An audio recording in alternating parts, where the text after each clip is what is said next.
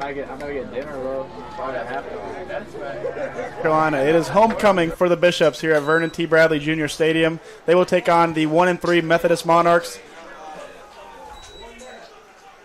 Sorry, Katie, give me the thumbs up. I got to answer. Very good.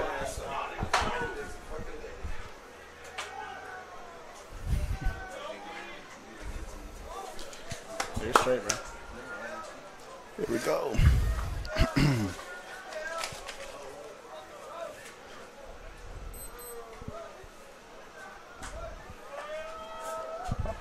Are we live? All right, let me know.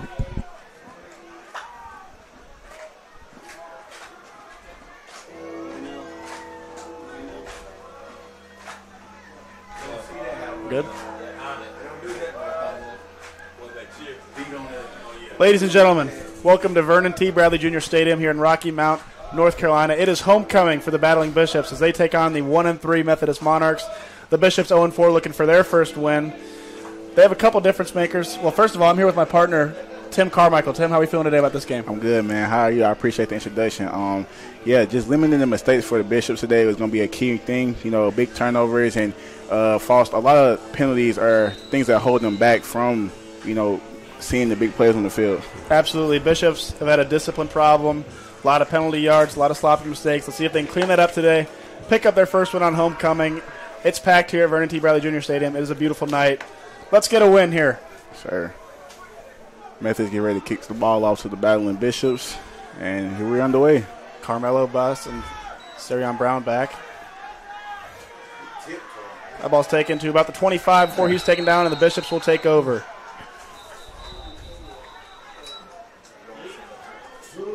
So the Heidelberg transfer, grad student Chaz Hirschman will take over. Chaz probably hasn't had the start he wants this year, but he's looking to connect with his favorite target, Christian Drumgoole, who's been absolutely electric this year, Tim. Yeah. Line's going to be a big thing today. You getting Drumgoole, like you said, going, Bird going, Anthony Bird, leading rusher in the USA South right now. Getting them two going is going to be big for the offense today. It's going to be massive, and we're going to wish a happy late birthday to the standout center, Jeremiah Blaylock. Jeremiah is 19. That dude's going to be a stud, Tim. We're excited to watch him keep Hirschman healthy today. Yeah. First and 10 for the Bishops at their own 27. Bird to his left, fakes the handoff, looking right. Here we go. Hirschman under pressure, lets it fly. He's got a receiver downfield. Incomplete. Usually that's a pass interference right there. He didn't get his head around on the defense, so you got to wait one right there, man. He's looking for Ramir Anderson. I like the aggressive start there from the Bishops, Tim. Yeah, that is a good start. Usually, they kind of start slow running the ball like that, but that's a good start for the game. I like the aggressive call there from Coach Ski. Second down. Second 10 here from Hirschman. Similar formation. Bird to his left. He's got Witt and Bright. And Drumgoole to his left. He hands it off to Bird. Bird slips through the hole for a gain of about 5 or 6. He'll be taken down. And that's a pretty good run right there. It kind of set up third and short for those guys to play was kind of open on third down. So depending on how you want to go for it, it's a pretty good pickup by Bird. Yeah, just third manageable, Tim. That's going to be the Bishops' favorite spot to be. They really had struggled the last home game against Huntington. They struggled on their third down conversions. It's going to be huge for them today. Yes, sir, it is.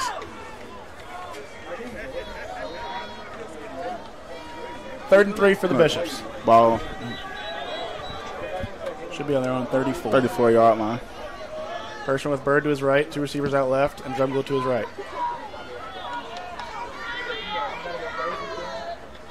Takes a snap, looks right immediately. Fires, looking for Bird. He's got Bird. Right Bird to the 50. Bird to the 40. Go. Bird to the 40. Go all the way for a touchdown. Anthony Bird. It's a good start by the Bishops right there. It's going their first opening drive of the game. That is the explosive start the Bishops were looking for. They get their playmaker going, Anthony Bird. It looked like the Monarchs was in some kind of man coverage right there. But Bird slid out the backfield, had a pretty good beat on the linebacker, and took all the way to the house for about 70 yards. A crafty play call there from Justin Clark, the offensive coordinator, getting his athletes going right away. I love it, Tim. I love the explosive start and letting your athletes work. Trust them, right? Have some trust for your guys. I love it. Got to have trust for them. That's a big play by Anthony Bird right there, taking all the way to the house. And here's the dual sport athlete, Braxton Green. Kick is no good. Braxton Green's going to yank that left. A rare mistake from the trusty kicker. He's usually a robot up there. But he sustained a little injury last week at Belhaven. He's glad he's healthy. I'm sure the Bishops are too. It's going to be interesting to see how the defense comes out their first drive. Stop right here would be amazing for them to have some momentum going to the second drive for the offense. Absolutely. The Bishops, they want to hold them on defense. They're just steady on the ground. He was huge against Huntington for the first few minutes, and then they really got going on the game. That D-line just got to be a brick wall today. Those linebackers are pretty good. Eric Cooper and Andrew Brown. Pretty good clinic for those two guys right there. There's more of those explosive athletes we're talking about for the Bishops that can really make a difference. We're talking about Tim. It's going to be a big day. The Bishops get ready. They get ready to kick off to the Methodist. We're right. See, they're open for the first time. So we get to see Braxton Green's impressive leg. At halftime at the Huntington game, Tim, I watched Braxton Green kick a 65-yard field goal right up the uprights, and it had more juice on it. I don't know if he could have made it from 68 or 69, maybe 70. But the point is, his leg is next level. Yeah. Braxton Green, it might be the best kicker I've ever played with before. Yeah, and he's a fantastic athlete. And, you know, he's beating some of those guys down to the receiver. Yeah. Which is pretty phenomenal. I wonder how many touchbacks he has this year. Probably plenty. It'll be Kenneth Hicklin, the senior, on the right to return the kick from Green, but he will go left. Sorry, folks, that sun is glaring. I'm having trouble with numbers. It was closest. The kick was closest to Bryson Osby. Over his head for a touchback. Yeah. Methodist will take over. First and 10 on the 25-yard line. I'm just interested to see where the Bishops come from on defense, the approach they take. Yeah, I think we know what Methodist is going to do. They're going to feed their running back, the 2023 USA South Rookie of the Year, Sajari Love, the 5'9 sophomore. That kid's a stud. Yeah. They're going to pound the ball to him, I'm sure. The Florida product. He's going to be seeing the ball quite a bit today. Brennan Mercado will take over at quarterback for the Monarchs today. First and 10 from their own 25. He's got 3 receivers out right. Takes a snap, fakes the handoff, looks left, fires. Incomplete. He overthrew it a little bit right there. Looked intended for Jalen Pyle, the freshman receiver. That was pretty good defense by number 24 cornerback Jordan Barnes. He kind of blanking him right there on that out route. Definitely read that one well. Second and 10 now for the Monarchs.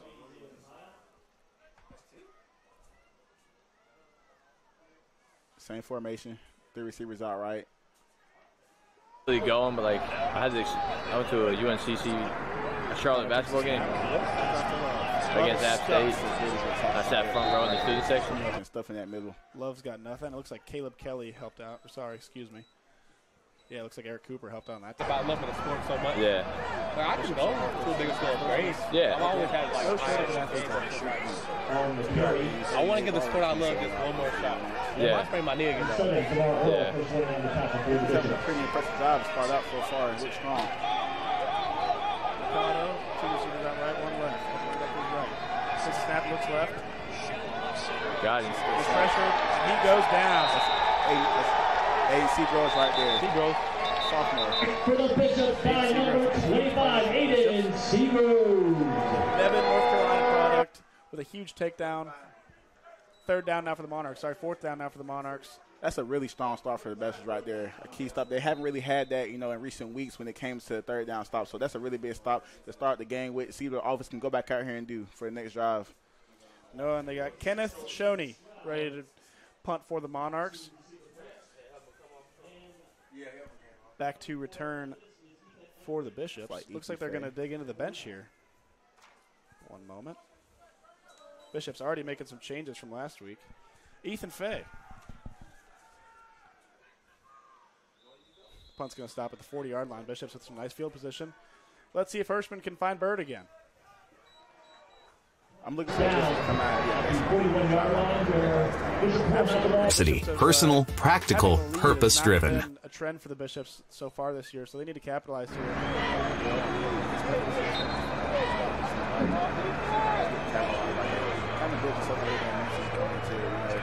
Choosing the right college was very important to me.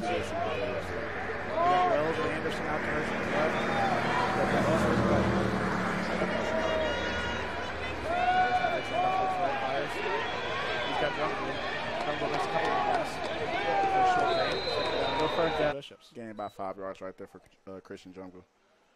Christian Jungle's been actually amazing this year. I can't even have the words to even explain how he's been.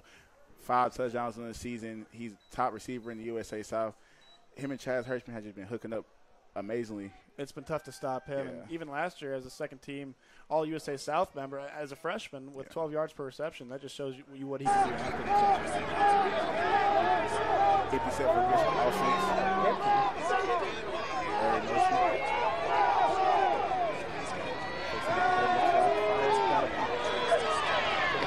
To the 40. The players go fast! And tackle made by Methodist number 21, Universi West. That'll be a first down for the Bishop. Either way, just as good right when it's crazy. They get him,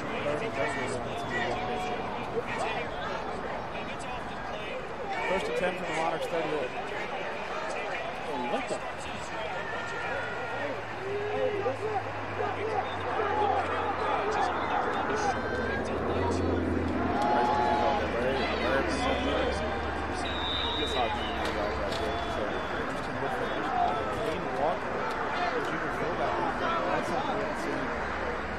Harris Jacobs on the tackle for Methodist.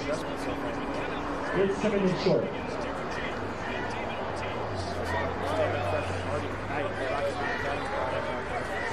It's going to be weird making a transition from 8-man football high school to 11-man athleticism and just the way you hold the game. I feel like he's been adjusted pretty well.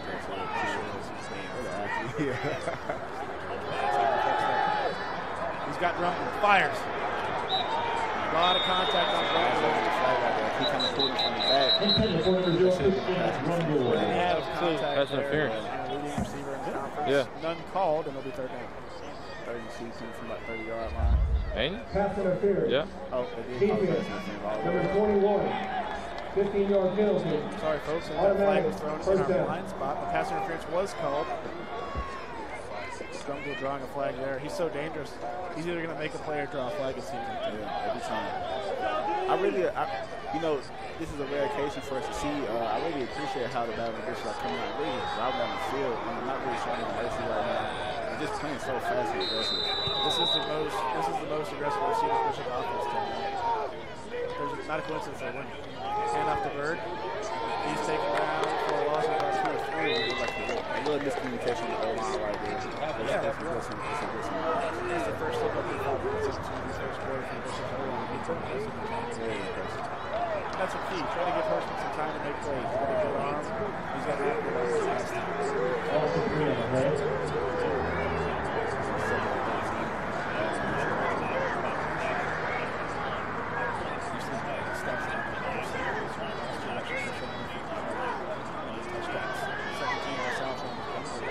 Now he's building it. He's got the offensive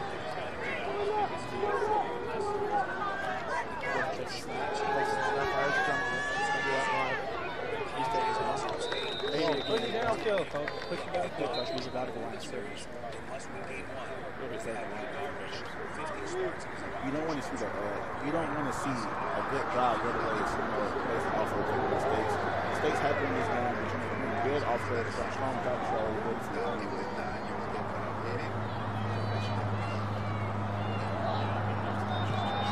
All right, it's a 3rd down. Let's hear it. Fans only at Bishop. Tight formation.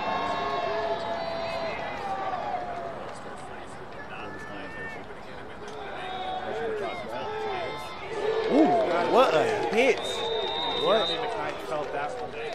Man. Huge hit there. Number 7, Harris Jacobs, tackling for Methodist. 4th down. Let's see if Braxton Green can shake the rust off and hopefully come up with a rare rust. Always been a question, how do you feel about the field goal?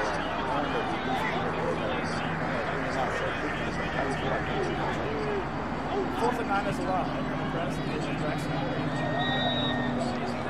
Find that it's a slow start. But Braxton Green did for 2 and missed extra point. That was just a 25-yarder.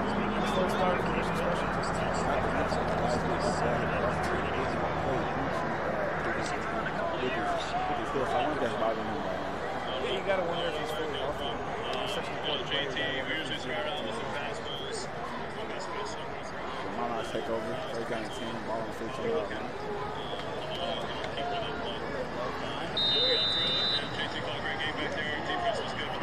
Let me ask you about JT. You told me that maybe once or twice you might check JT in a game. I'm not sure I saw any today. Tell me about the game that he had for play. Yeah, shake once. Great game. And up and down. He's got physical strengths. And not been trusted that to call a game. I was trying to call it Mexico. He swings and misses on the game for 5 years. That was so big. Thank you. AJ used the term tall center. We saw on the broadcast. He's an impressive way to set the tone. And now his man rebound will things off. As I mentioned earlier, bring him down. Goes into inning number 2 for the lead. Want to take that homecoming win. This is a big game for the Bishop.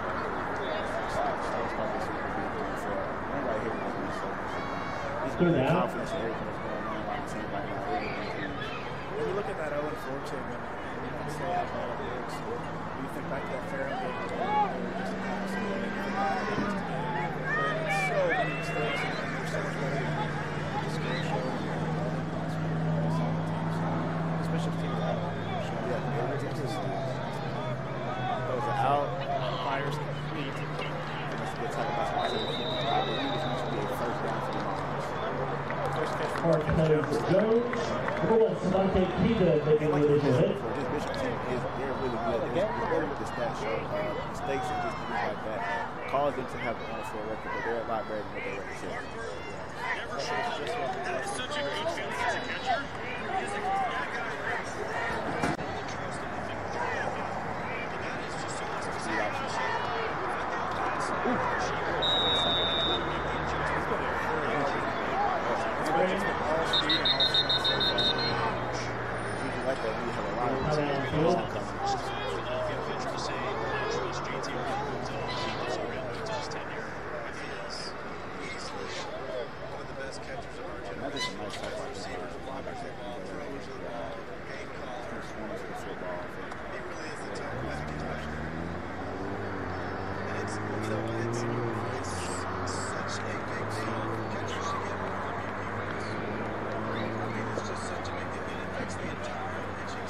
I said on Huntington broadcast as well, you hate Steve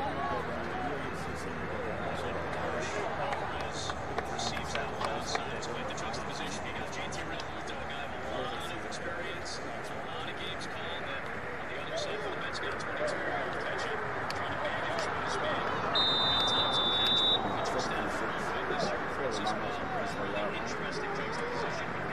It's 2-2. Ferguson straight up the gut for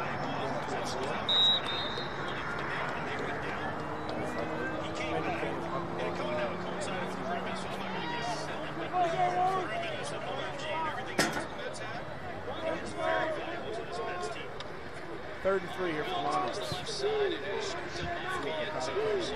Ricardo, the son of Robert Ricardo,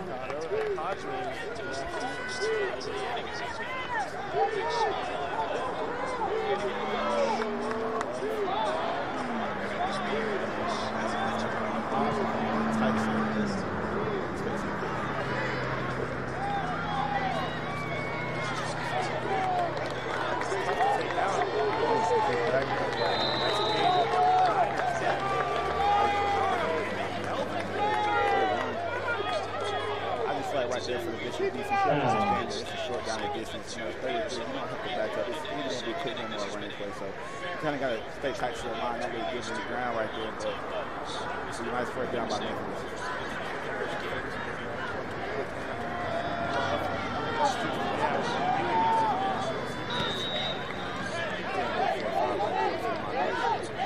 Number 3, Eric Cooper, and number 25, Aiden Seagrove, taking the tackle for the Bishops.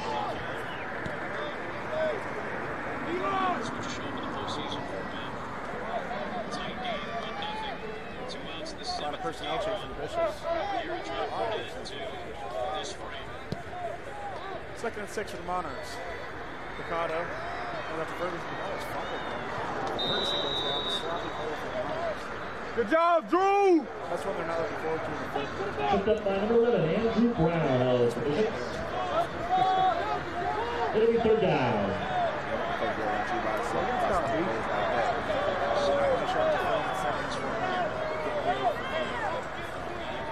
Bad start to this Let's see if we can make up for it on 35.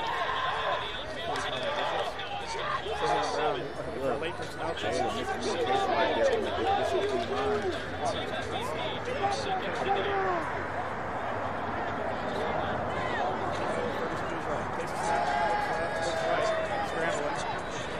Keep it.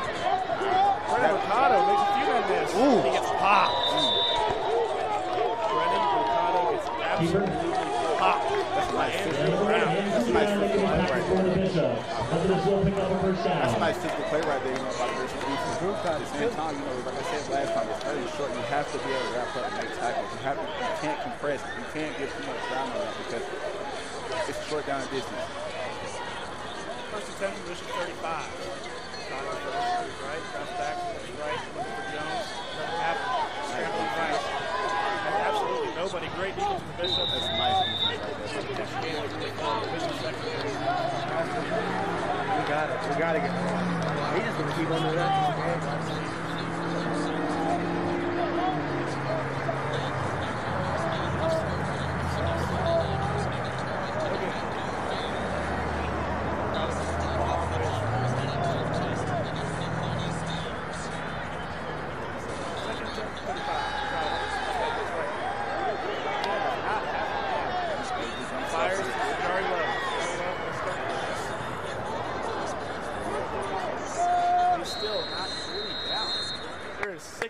Good job, D!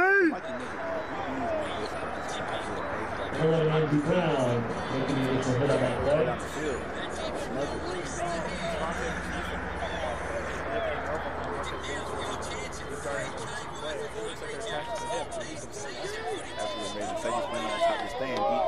It's just not giving me room for air right now.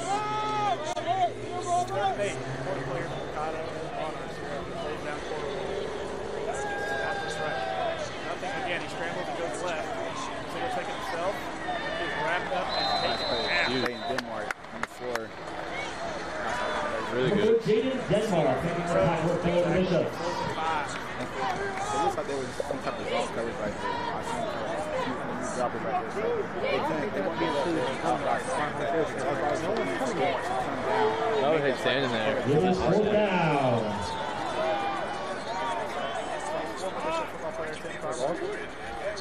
I'm not having that too. Let's see it.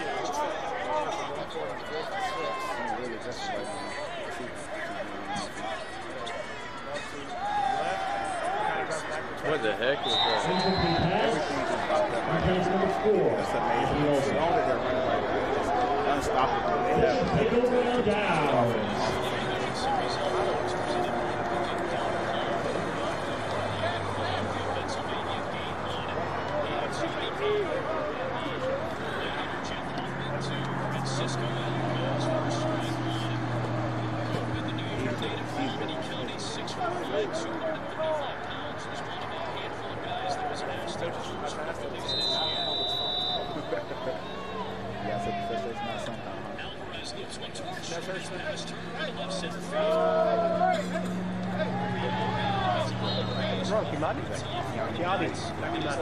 Carrying. And number 21, Idris Webb making the tackle for Methodist.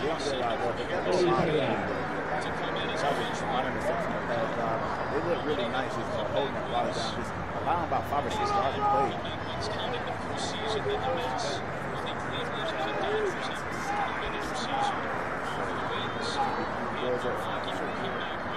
Formation, Herschel with nice not bad. Right scrambles. Got some time. He will take it. Just the second best the other night for the speedy Herschel. Right there. Just have everything about it. Everything is on the sidelines. Person has no to go to. Third down. Always a safety deep on that.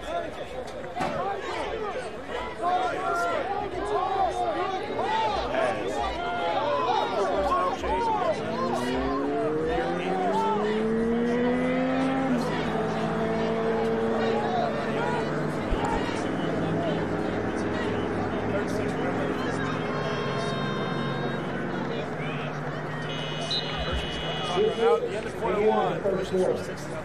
0.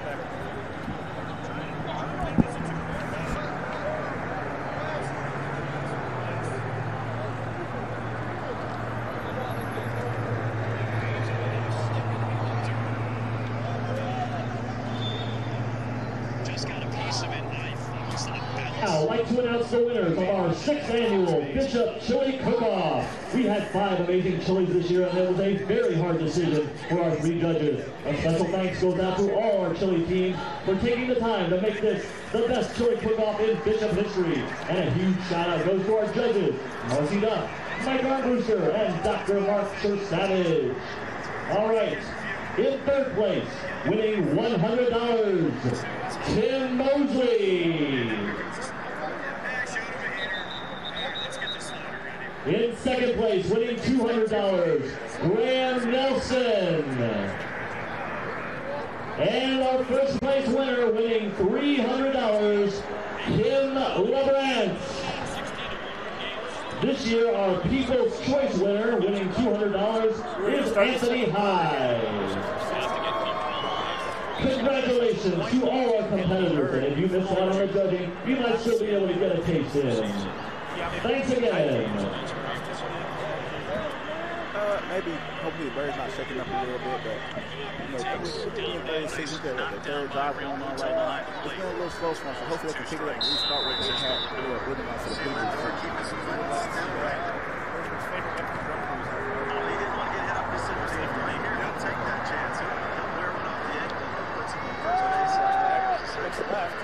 Fires. Deep man. He's got Wells. He's got Anderson. That has to be a pass in the fans right there. What a play by Ramir Anderson. Are you kidding me? Oh, my gosh. What a catch. The thing about it is right there, that's an amazing catch. But it's like the Methodist linebackers players are not getting their heads around whenever the ball is being thrown over their heads. They're just kind of just playing through. And the rule now is you have to get your head around whenever it comes to the pass. Or it will be a pass every single time, no matter how good a position you're in. He's drilling these guys. And so is Ramir Anderson. A huge pickup there for the Bishop. What a catch, man. What a catch. Hard pass interference call for the refs. At all. And although, you know, Christian Jones gets a lot of the attention on the team, the Bishops really have really nice receivers. Fantastic. Hirschman, McKnight takes the handoff, shoots straight up the gut, and he's swallowed up quickly. Yeah, maybe 1 or 2 right there. Looks like it's going to be 2nd and 10. Oh, Gans. I apologize, folks. I guess he got swallowed up faster than we thought. Yeah. That Methodist D-line is not playing games. Although Methodist is very undersized, like you said before, they're very aggressive on defense. They pack a punch. They pack a punch, that's for sure. Hirschman with McKnight to his right again. Drumgoole out wide. And Wittenbright to his left. It's a fumble. Ball's on the ground. And Methodist has recovered the football. Just like it was some miscommunication right there between McKnight and Hirschman. He ran into him, and I don't know what that was about. What do you think? The first thing I thought of, actually, Tim, was the Mark Sanchez butt fumble from a few years back, because that was – you really do not like to see that, and Coach Ski doesn't look like he's all sunshine and rainbows over there after that play. I know he's livid, man. Coach Ski is very passionate about what he does, and he don't like mistakes like that, especially when you were so close to at least getting 3 from this drive. Yeah, you got Ramir Anderson making such an incredible play, and you hate to have it. And it's like you touched on before the game, Tim, with the discipline and those mistakes that are super avoidable, like understanding the playbook and knowing where you're going. Yeah. Keanu McKnight with a rare mistake there. Hopefully they can bounce back here on defense. Here's Mercado on 1st and 10. Drops back, looks right. He's got a man short, but he'll fire complete. A nice pass there to Andre Wilson, the senior wide receiver from Columbia, South Carolina. It really just looks like that the Bishops don't want to give anything deep behind them, because I just seen, it was 2 people that was guarding the goal ball that was, about to be thrown, but they have to smother those guys underneath, especially when the quarterback rolls out. Whenever the quarterback rolls out, you have to attach to the hip of anybody that's in the area. Yeah, they are letting the Monarchs chip away with these 7-8-yard passes, Tim. They need to lock those down. Mercado, fake the handoff to Love. Mercado's going to take that to the middle himself. Yeah. Boy, he's a good little athlete, isn't he, Tim? Man, this guy's a bold man. He's not that big, but he's going to run hard every time. He is scrappy. He's got that baseball mentality from his dad, that's for sure. Doesn't take any crap. I just hope that, things like this aren't going to cause the Bishops to kind of get down on the sideline. Mistakes happen. This is a sport that mistakes will happen, but you have to continue to keep yourself pumped up. Absolutely, and the Bishops have made no shortage of them, but their problem has been bouncing back here. Yeah. Mercado takes a snap. He's got love to his – that pass is tipped, and it's up, and it will hit the ground. It's a nice play right there. Someone on the Bishops D-line got a hand to that ball. That looks like Hayden Seagrove's got a hand on it. He's making a difference today. It'll be 3rd and 4 for the Monarchs, exactly at the 50. this would be a big stop right here for the Bishops to get back on offense again. They have to limit those third down conversions though. Yeah, the Monarchs, like I mentioned, the Monarchs just chipping away. Bishops need to hold a rare lead this year, that's for sure. Yeah. Leads are rare for this squad. Mercado takes a snap, hands off to Love. It's a nice stop right there. Ferguson with a nice block. Ferguson has been an absolute presence in that backfield, even just with a couple carries, but his blocking has been outstanding. There's been a couple of Bishops linebackers that have taken the short end of the stick, seeing Ferguson up there. Yeah. And see, look, the Bishops are really rotating today with, just putting new D linemen in and things of that nature. So it's going to be interesting to see how that operates for the rest of the game. Methodist players are visually frustrated right now with how the past few jobs have been going. So hopefully they can shake back and, do something better coming into the next job.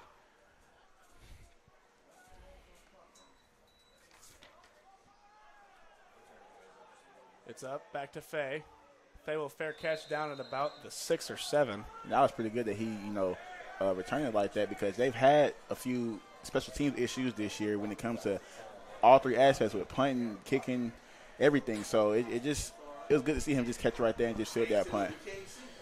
Yeah, let's just simplify it for the Bishops, right? Yeah.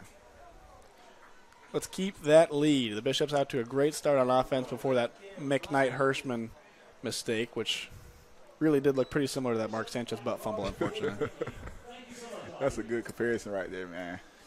You never like to see your running back and your quarterback collide on a handoff, especially if you're Coach Ski. So how do you approach this job if you're the Bishops? When you're pinned down on your goal line and you just found Ramir Anderson on the previous drive, I think you got to get Drumgoole hot. I think you got to find him here. Hirschman takes a snap, drops back, looks left, fires. Kane Walker. It's complete. Kane Walker with his first catch of the day. And boy, is he an absolute load or what? And this is a different approach for the Bishops. They don't usually throw the ball this much. They're a really run-heavy team, so seeing this approach of them passing the ball, it looks really nice for the offense right now. Absolutely. And like you said, Kane Walker just a big guy, just a load, man. Scary guy tackle coming down full speed at him. I wouldn't want to get a look at him, that's for sure. 2nd and 5 after Kane Walker's first catch of the day.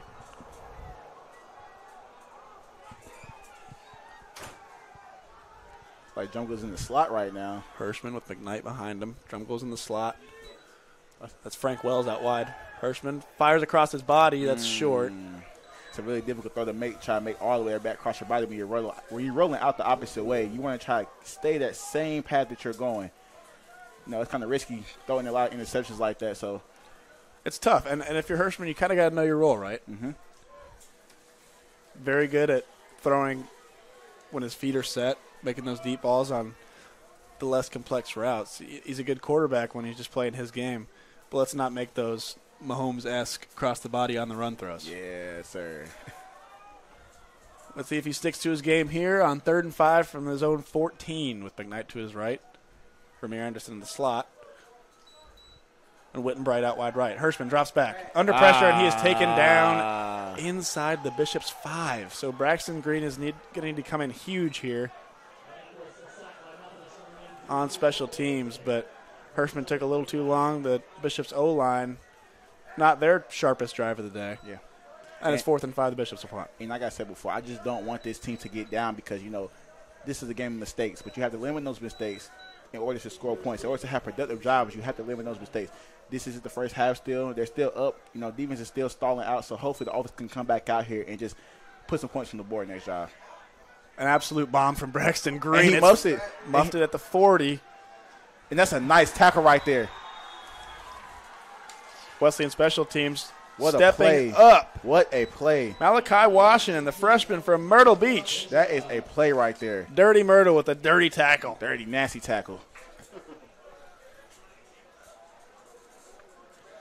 Bishop's defense needs to give their team some momentum. Feels like it's been a sloppy start to this second quarter. A turnover route on this drive right here would be so huge for them, especially with the field position that I was looking right now. A turnover would be big. It would be massive. Let's put Mercado under some more pressure. He likes to take the ball himself. But you know when quarterbacks run it and they don't slide, they're open to getting popped. And this Bishop defense is pretty strong. Mercado fakes the handoff, drops back. He's going to look left, fires. Got a man, and he overshot him on like a 5-yard slant. Mercado, not his best start. He was looking for Marquez Jones, the junior from Angier, North Carolina. I'm noticing that the Bishops are giving up a lot of underneath plays. I wonder what that's about right there.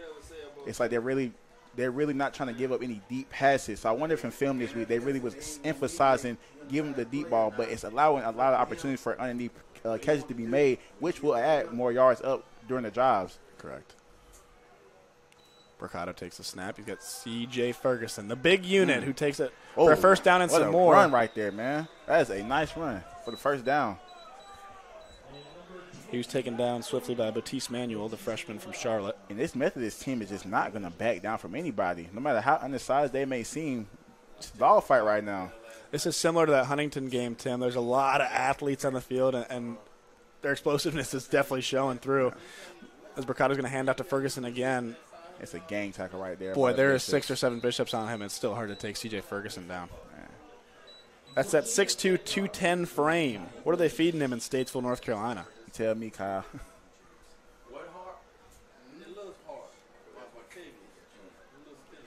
Second and 9.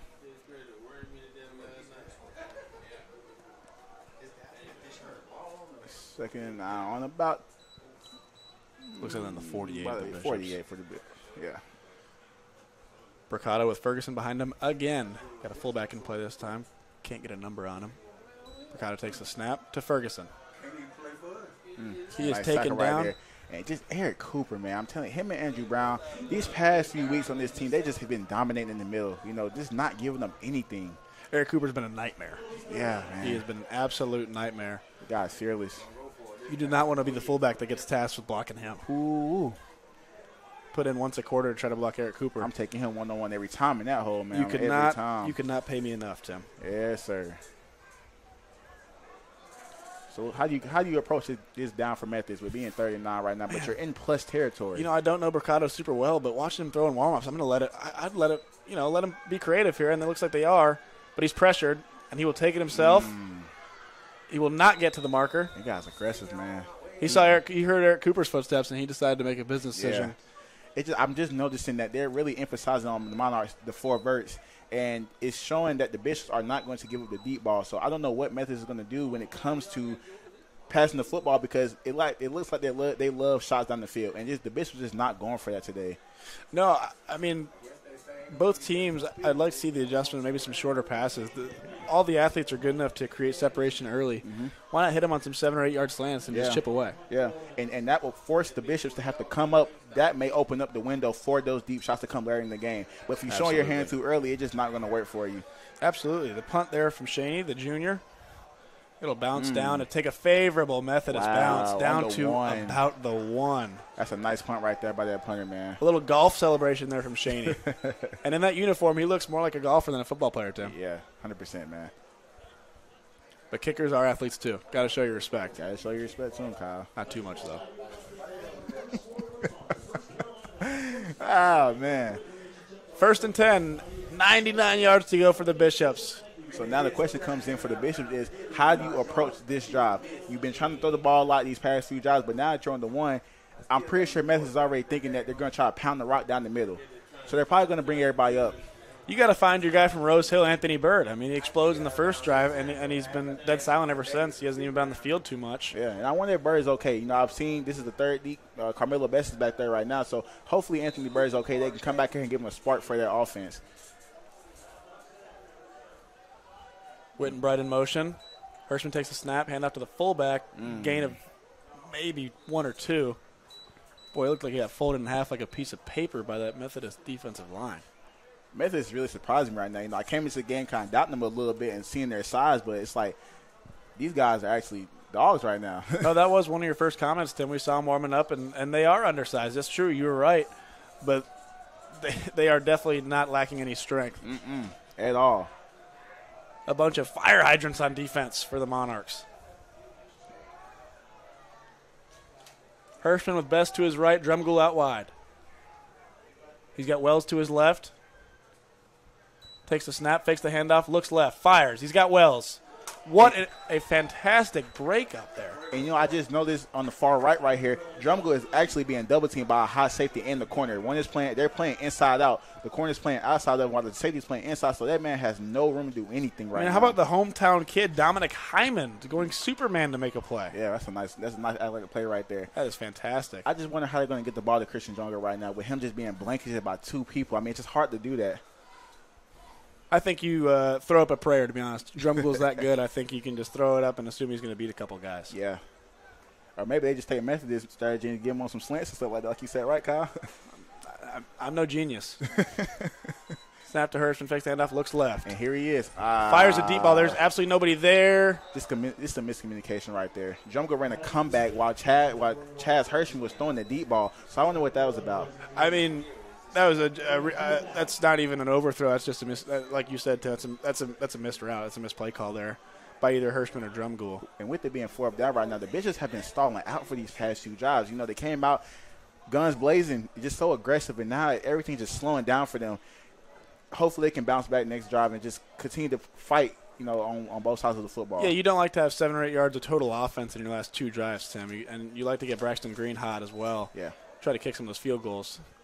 As he lets another boot go. This one will bounce out to the 50 and be picked up by, is that Love? It is not. That is Decarius Jacobs. And these guys are just so the strong, sophomore corner. Man. These guys are strong. They're just not going down. They do not go down. It takes a lot of Bishops to take down a Monarch, it seems. Maybe some extracurriculars there? Or is that a flop there from Jacobs? So with it being 7:21 left, the Bishops still want to stop these guys on offense and just keep on forcing these 3 and outs how they've been doing this whole time. Yeah, absolutely. And the D-line has not been the problem. Sevion Brown's been an absolute stud today. And Eric Cooper has stood out, made plenty of tackles, and he's been a problem for these running backs and fullbacks who try to give Mercado some time. Yeah. But Mercado, as we've seen, has been scrambling all day long. While he's a good athlete, it's not going to be sustainable for the Monarchs offense. And it looks like it was a flag on the Bishops, because the ball did just get moved about 15 yards. So I wonder if it was a personal foul and on who. I think that's when Jacobs took a spill there at midfield. I think he was taken down in some extracurriculars, and that goes back to the discipline that Tim and I were talking about earlier and those little mistakes for the Bishops. So if you're the Monarchs, you have to capitalize right here and score some type of points so that you can get your team on the board before the first half just exits. Here's Mercado with Love behind him. 1st and 10 from the Bishops 32.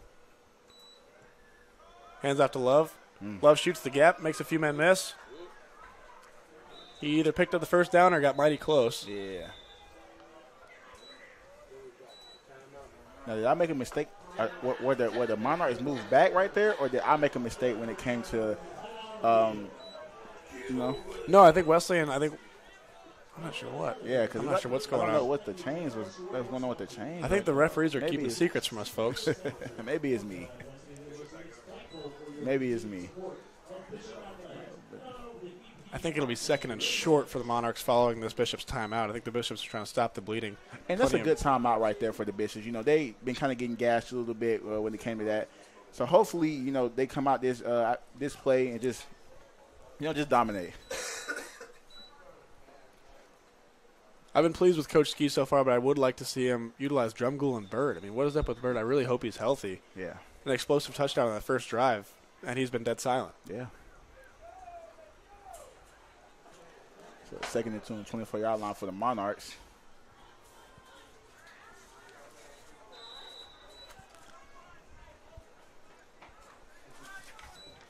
Sent to Mercado. Fakes the handoff, looks right. Being pressured. Scrambles left. Spins around. Fires out of bounds. Gets rid of it. It's a nice play by the Bishops right there. Again, the Bishops D-line. That's Cameron Seagroves pressuring. And, man, look, Mercado, this guy's an athlete, man. Little Johnny Manziel in him, isn't he? There's a little bit. A little Johnny Manziel. Mercado standing at 5'11", 185, but out there with that Bishops monster D-line, he looks like more 5'3". Yeah. But not lacking athleticism. 32, 24-yard. Mercado with Love to his right. Hand off to Love. Love shoots the gap. He was wrapped up briefly. On 3rd and 2, I'm going to assume the Monarchs are going to have a first down here.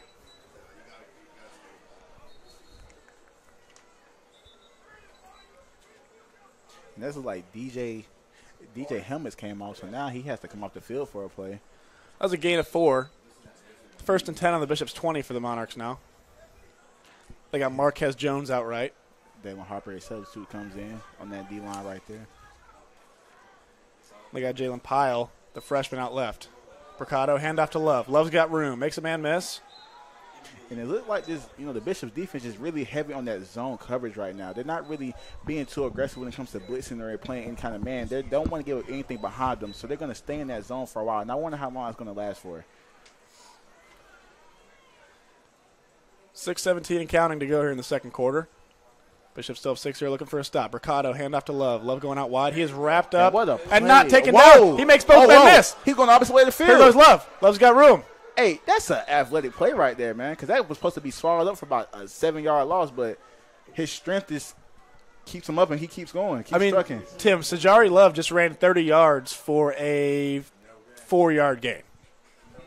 Okay. I hope he got his conditioning this week, Tim. Yeah. Tackling has to be a key thing for the Bishop because that's, they kind of just put you at deficit. It could have been a 3rd and long, but now you're making it a 3rd and manageable. Yeah, tackling has been subpar for the Bishops. Mercado now with the unit. C.J. Ferguson to his left. Fakes the handoff to Ferguson, looks right. Mercado going to scramble. That's a shocker. Woo! Hey, that man, Mercado, I ain't got nothing to say. That kid is not scared of a hit. That's for sure. He's scrappy.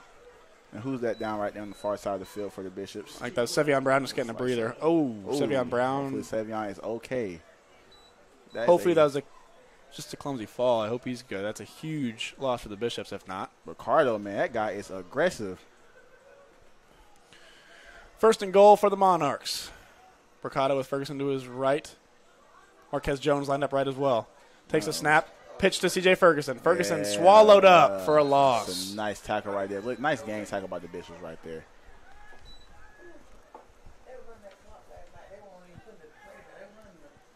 The Bishops have done a really good job here inside their own 25. Yeah. The Monarchs have been really good with being diverse with their play calling as well. Just with 4:30 left, they're kind of just running time down, and I wonder how it's going to be for the Bishops when they get back on offense. How much time will be left on the clock for them?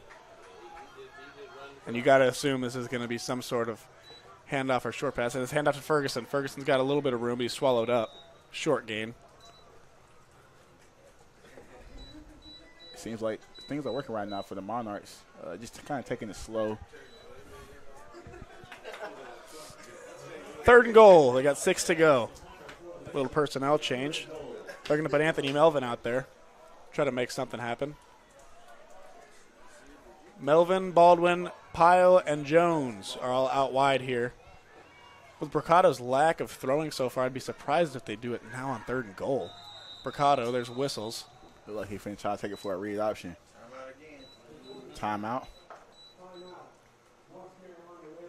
And the Bishops take a timeout with 3:42 to go. Filikovsky saw something he didn't like, which could be any number of things so far in the second quarter. I don't know how I feel about that timeout because with it being so little time in the half, you wasted 2 timeouts. Now you only have one with the 2-minute warning. So you kind of want to save your timeouts when it comes to so short a time in the half. That's just my opinion. And someone with the inside scoop, Tim, you had mentioned that the 2-minute drill is not a main focus for this Bishop team. So you got to wonder, you'd want to save your timeouts for something you don't know as well. Yeah. Timeouts are so crucial because the thing about it is like with the 2-minute drill being installed in college football now, that's an extra timeout in itself. You will still want to have timeouts for after that, so then you can still have play calls to run in case you get in those positions to where you need them. Especially with the sloppy nature that the Wesleyan offense has run at in the second quarter. Yeah, you'd think you'd want as many, opportunities to regroup that you need in that 2-minute warning. And the Bishop should be on the sideline, cheering their team on because the Monarchs over here just excited for their team to score a touchdown. Some noise from the Monarchs sideline, but still a big 0 on the scoreboard. Mercado looking to change that. Looks right. Fires. Incomplete. And that's good defense by Savante McKeithen right there. Just coming over top and just playing through the hands of the intended receiver. The freshman Jalen Pyle will have that one in his nightmares for weeks to come. Here comes the PB football coaches, Tim. If it hits you in the hands, you should catch it, right? Yeah. But when you got somebody like Savante McKeithen who's about 6'1", 6'2", it's kind of hard to catch stuff like that with his long reach. I mean, he has had Pyle on a seatbelt all night. And the court looking to boot this one through. The Methodist Monarchs will go to their bench. That one is good. Sorry, folks. And right now, Bacardo is physical. He's just so frustrated with how things are going right now for his offense because he wanted points right there. Those points would have been really crucial for them, but good stand by the Bishops defense to hold them to 3 on that long drive where they just took a lot of time down. Yeah, hopefully Braxton Green will take some notes from Sam Andre, the senior from Pendleton, North Carolina. So no shortage of small-town boys in these teams. So, Kyle, you're a coach. How do you approach this drive with it being so little time and you only having one timeout? I think your opportunity is deep balls, Tim. I think Hirschman, you need to get Hirschman going, but I also think you got to set him up for a deep ball with some of those short passes we've been discussing earlier. Yep. I think you got to get Drumgoole some separation, and I think you get that separation short. I think it's tougher when they bring the deep safeties like they have been. Yeah. And just, with that being said, it's going to be hard because now you don't have Anthony Bird in the game right now. So it's hard getting the run game going when you don't have him in the game. So it's going to be interesting to see how they approach this drive with him not playing right now. And, folks, we will try to come back from halftime with the scoop on Anthony Bird. Got to hope he's okay. And Sam Andre will try to pin the Bishops down.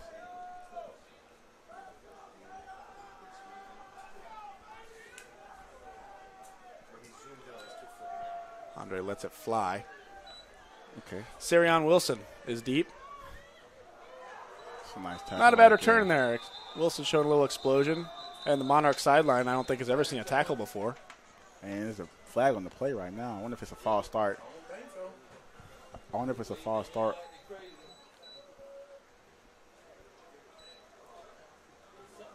We're getting the call right now for you guys. Let's have some communication here, Stripes. Let's see what's going on.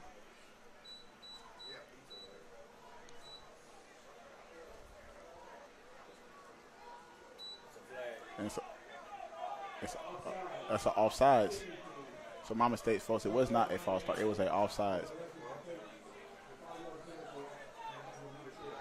Well, I guess you can count it as the same thing. Methodist had an early start.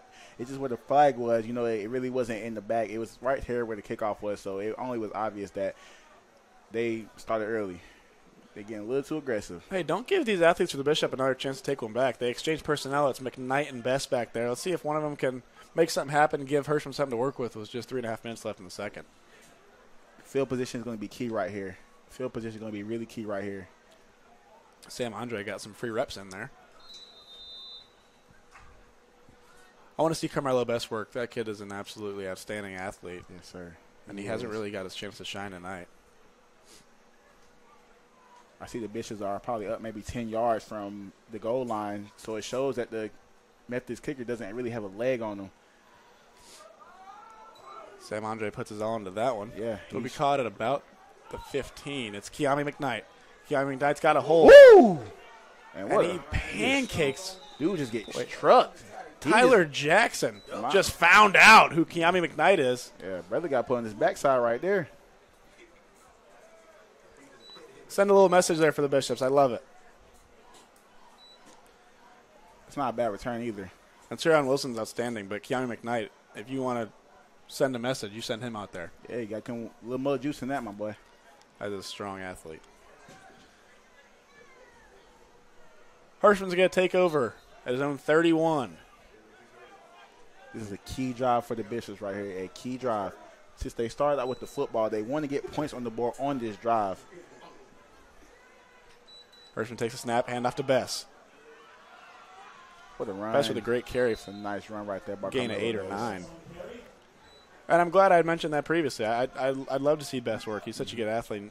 Yeah. He's your bulldog, right? He's your guy that's got all that grit. He just wants to tear the other team apart. Yeah. And you want that guy on your team. You do not want to play against him. And like I just mentioned before, Kyle, just with the time being so low, you only have one timeout. Points are going to be imperative on this drive just due to the fact that you did not receive the ball first and you have to kick the ball back off. So you have to get points out of this drive in order to, to keep your lead going to the second half. There's no question, and that's a good start there. A first down for the Bishops. That was a foreign language to them the past few drives. Yeah. Wittenbright and Anderson out wide. The Monarch defense is scrambling. Drumgoole out left. Best to his right. Hand off to Best. Best has got a hole. Best makes a couple men miss. And Best is just dogging them alive right now on this drive. Another first down. The Bulldog breaks the chains. Another Wesleyan first down. And Kyle, it looks like I got shut up because right now they are killing the hurry up offense. So maybe they knew something I didn't. They've changed something, Tim, that's for sure. Hirschman, I wonder where this ball's going. Best takes it, makes a couple men miss. And like you said, man, Carmelo Best is with the grit he has. He just running the ball so hard right now.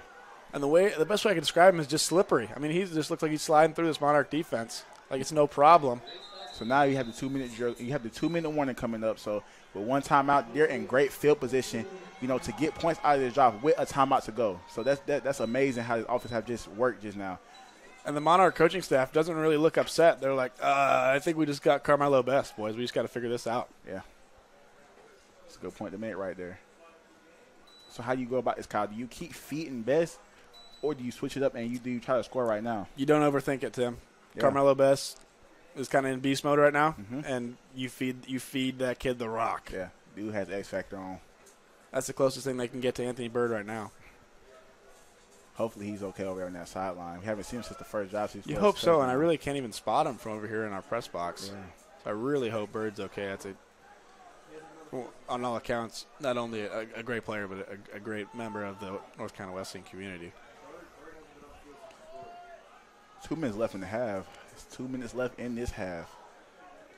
Bishops look really good on offense right now. Just like the first drive how they had when the game started. Yeah, it does have that explosive nature to it. And then they're waiting on that one play. Hopefully it's this one. Best lined up right. That's Wells and Anderson out right. And Drumgoole left. Drumgoole's got a DB on him. You got to assume that safety's going to float over to him. Yeah, you know he is. There's Best. Best through the hole. Carmelo Best, Boy. man. He just gained about 5 or 6 yards of carry and just crazy right now.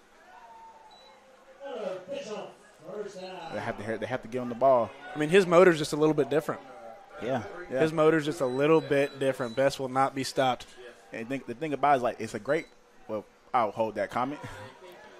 Best swallowed up for still a gain of 2. This is still a good pace for them because, right now with it being 1 minute and 30 left in the half, you don't want to leave too much time for the Monarchs to come back and try to build a drive. You want to make them force them to take a knee and go into the half and come out and then start their drive over again. And with a semi-healthy Braxton Green, you got to assume the Monarchs are comfortable with letting them kick a field goal after Braxton Green's slow start. Yeah. Here's Hirschman. Best fakes the handoff. Hirschman looks left. Fires a deep ball. It's up. Okay, good Almost defense by intercepted. Drumgoole. It was Good defense by underthrown. Drumgoole. Drumgoole was covered hard there. Yeah. That was DeCaris Jacobs, the sophomore from Orange Park, Florida. See, right there, I'm no quarterback, but right there you have to throw a back shoulder to Drumgoole because you already have somebody playing him inside heavy. So you throw in that backside, he had no chance to even touch the football. And if you're going to make a mistake there, Tim, you got to overthrow him. Yeah. Because that ball could have very well been picked off by Jacobs. Great coverage there. And that would just down. That would just diminish the drive. All that hard work you put into it, just throw interception. So Absolutely. Good defense by Christian Jungle Let's there. not overthink it. Let's go back to Carmelo. Yeah. 3rd and 9 on their 31. Hand off to Best.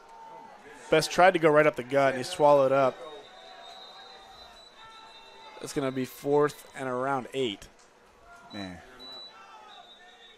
Well, you got to trust your stud. You got to trust your guy, Braxton Green. Looks like number 70, Big Desmond Barnes is on the ground right now. He's had a lot of injuries, complications this season when it came to just a lot of stuff. But maybe he's just cramping. That's what it looks like. You got to hope so. Mustard packets. Who's got mustard on them? Or pickle juice. Gosh, I can't get behind that, Tim. Yeah. That is nasty. Yes, man. I mean, I think – Would you go towards pickle juice there? I think I'm going to eat the mustard off the spoon. 100%. I have to because 100%. it's like pickle juice has just got that little nasty sting to it. And it's just like, nasty. Man. Yeah. Well, if it was up to me, I'd go hot dog with mustard. Because then you're not only getting the mustard, you're also eating a hot dog, man. That's just a good experience all around. Never thought about that before. Maybe swig a little Gatorade after so you can just waste all that nastiness away out your mouth. Hey, you think everything in the booth. As Desmond Barnes walks off the field, he looks like he'll be okay. It's a good sight to see right there, man. See if they have a little personnel change on the offensive line. And this game here, folks, is really, really packed, I'm really pleased with the showing here from the Bishops fan base. That Huntington game was so poorly attended, and the Bishops have put in so much work. Yeah. And they deserve something like this. The stands over there are packed. The fence is packed around. This is Wesleyan football here, and it's a sight to see. And it's a beautiful night as well. Skyline just looks so good right now from the press box. It is a beautiful night. It's a beautiful night to be playing sport. It like it's an official timeout right now, injury timeout, but looks like we're about to resume play. I wonder how Coach Gee's thinking right now. Does he go for it right here, or does he go ahead and use Braxton, who's already missed 2 field goals, to kick a field goal? And it looks like the offense come back out on the field. What a surprise now for Wesleyan. I absolutely love it from Coach Ski. Yeah. Why not? Play call. Trust your D. Calling. Trust your D, and then trust that you're going to make some adjustments in the second half and take a shot. Yeah. You got some unbelievable wide receivers. They got Wittenbright out right. They got Drumgool out left. And they got Bess to Hirschman's right. Fakes the handoff, looks right. Hirschman's got to take a shot. Scrambles. Fires. Anderson incomplete. Nice defense right there. Boy, this Monarch secondary has kind of been giving Wesleyan some fits. But now that was linebacker Damian Harris on the coverage. Now as a defense, you have to buckle down because you do not want to give them any points going into half, knowing that they received the ball back out of halftime. Especially after a hot start, right? Especially after you got your superstar Bird, who we're going to assume has his reasons to be out of this game. When he leaves after that explosive play, you kind of got to keep your momentum, and they have not done that so far. I just wish right there, Coach. I wish right there they would have went for 3 just to have some points on the board, knowing that the Monarchs are going to get the ball back. So hopefully the defense can hold it down. That's a short throw to Love. Love makes a couple men miss. He's got a little bit of room, and then he gets absolutely blown up by Batiste Manuel. Ooh, the Bishops are coming to hit today, man. They're cracking skulls. I don't know what they're feeding the dining hall today, Tim. Yes, sir. They need to bring it again next Saturday. Yeah. Because Batiste Manuel laying the wood. The defense has to continue to be aggressive right here, though. They cannot let the Monarchs run down the field and give them any points because they will come out with momentum in the second half. And they're just sideline is just so up right now. They're so turned up right now. They want a touchdown. Here's a snap to Bricado. Bricado finds his man. That's Anthony Melvin, who's swallowed up. It's a nice tackle right there by Eric Cooper. Keep that clock running. Monarchs running that hurry-up offense. Looks like he was maybe out of bounds. Do you know why the clock stopped him? First down. Okay, there you go. Under 2 minutes, the clock stops on the first down for a first down. I'm learning every day. Snap to Bricado. Bricado looking right. Fires deep. Got his man. Overshot him. And I wonder what happened right there and why he was so far behind. Overshot Marquez Jones. A rare slip-up from McKeithen. Who's kind of had Jones in a chokehold for most of this game. McKeithen's usually really disciplined as a corner right there. And I wonder what happened. Wow, it was his eyes in the backfield. But luckily, ball was incomplete. Maybe it's the football gods looking out for him. He's had a great game so far. They're just keeping his record clean. Yeah. 2nd and 10 from their own 41. Bricado with big unit C.J. Ferguson to his right. Sent to Bricado. Looking left. Fires. Got his man. They dig into their bench for that one. Yeah, first catch of the day for Ty Benton. Pretty short for a first. I think it's about 30 The junior from Baxley, Georgia. Makes his first catch of the day. Nice route. And that's what I was saying previously on previous drives. Like, just allowing those underneath passes that want to chip away at this, at the yards that they need to get down the field, to get in field goal range. So what do you do right there in order to stop that while still guarding the deep pass?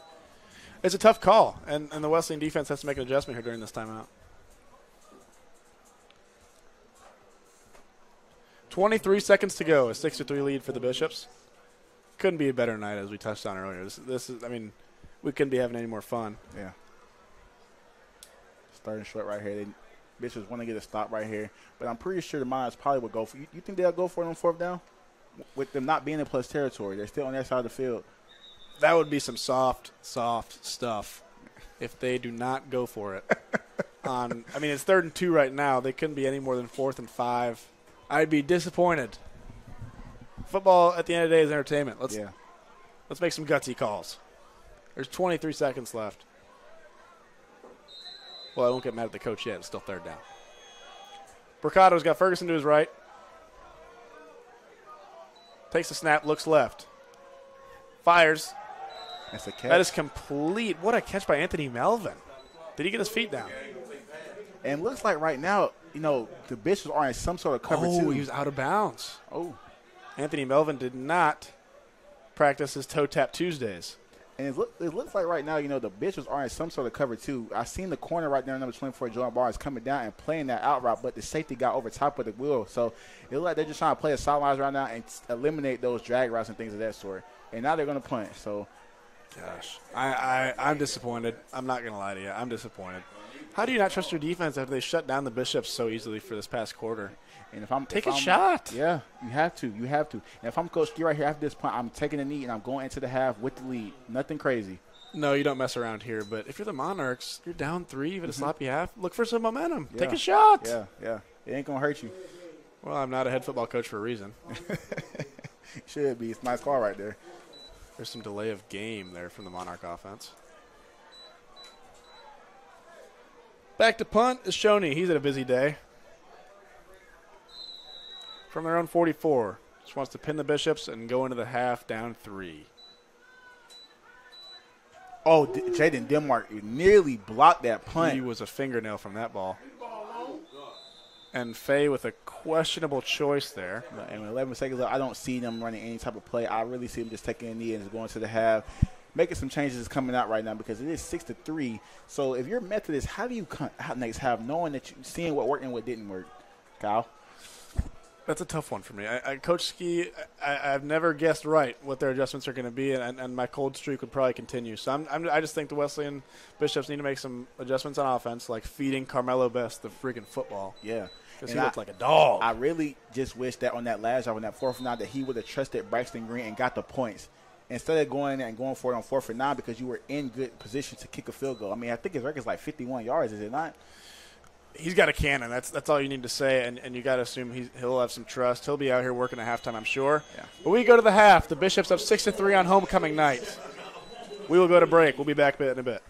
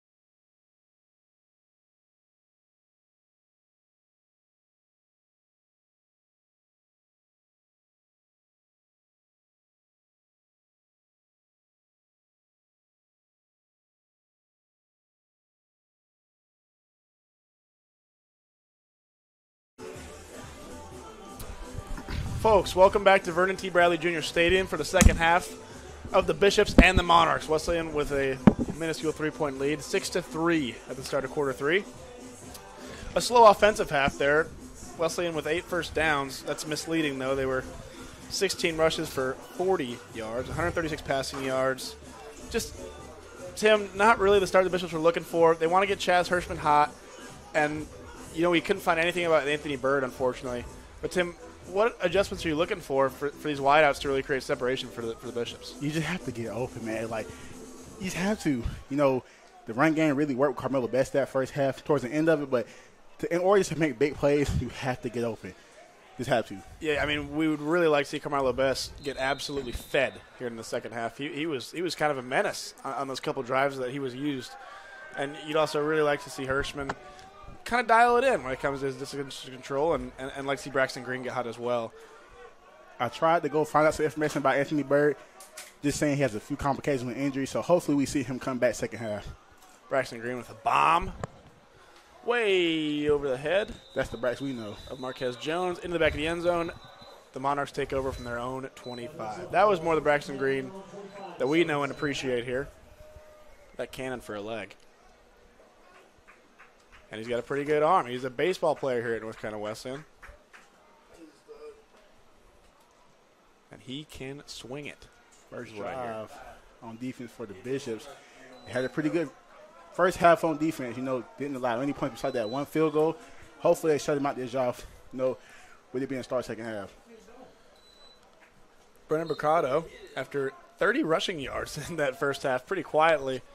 He's small, but he's explosive. Let's see if he and C.J. Ferguson, who's lined up to his right here on first down, can get going. He's got Marquez Jones to his right, hand off to Ferguson.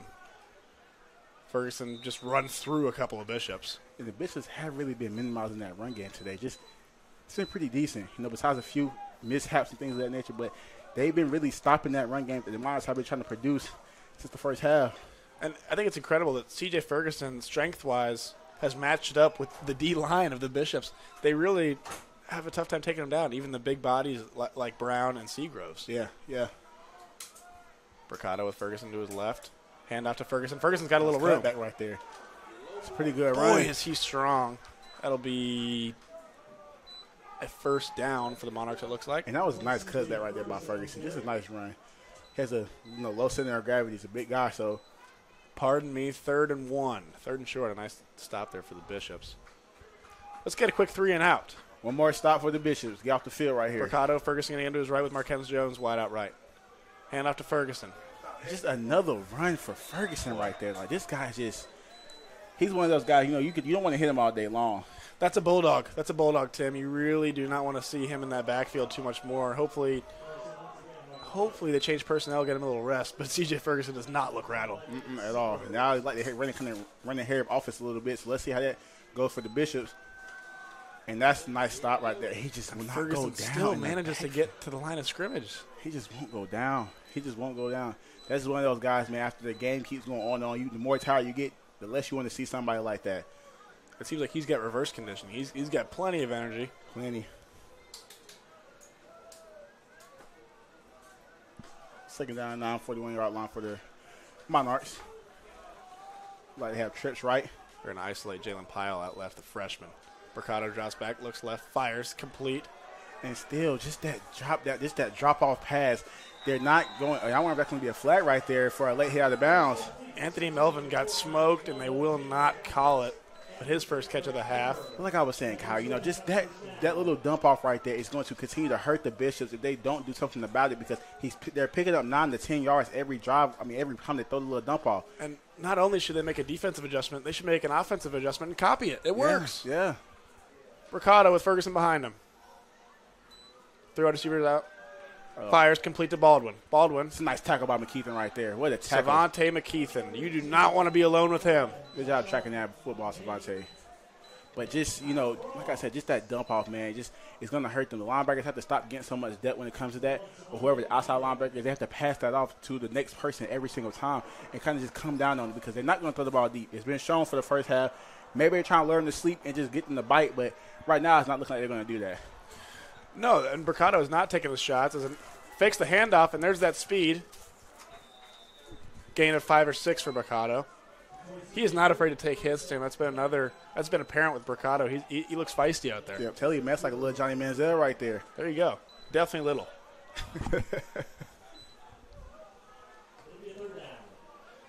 You only want to be like Johnny Manziel on the football field, that's for sure. That's a fact. Yeah, Marquez Jones out wide right. Ferguson to Mercado's right. 3rd and 8. Takes the snap, looks left immediately. Has nothing. He's going to scramble. This has to swallowed up. Seagroves misses the tackle, but they will flag swallow throwing the play right there. I'm sorry, Kyle, I mean cut you off. It's definitely a flag on the play. I believe there's a holding on Savante McKeithen because he's visibly frustrated with the ref. I believe he was holding on foul. What is that, Khalil Baldwin? There's a little disagreement there between Manuel and McKeithen. McKeithen number 6. Probably not going to endorse USA South referees anytime soon. Yeah. And I just wonder if that's a hold in the back because the back judge threw the flag. So I wonder if that's a hold in the back end. Looks like Brennan Mercado has been taken out of the game. So I wonder if it's a wildcat formation maybe. Was there a flag?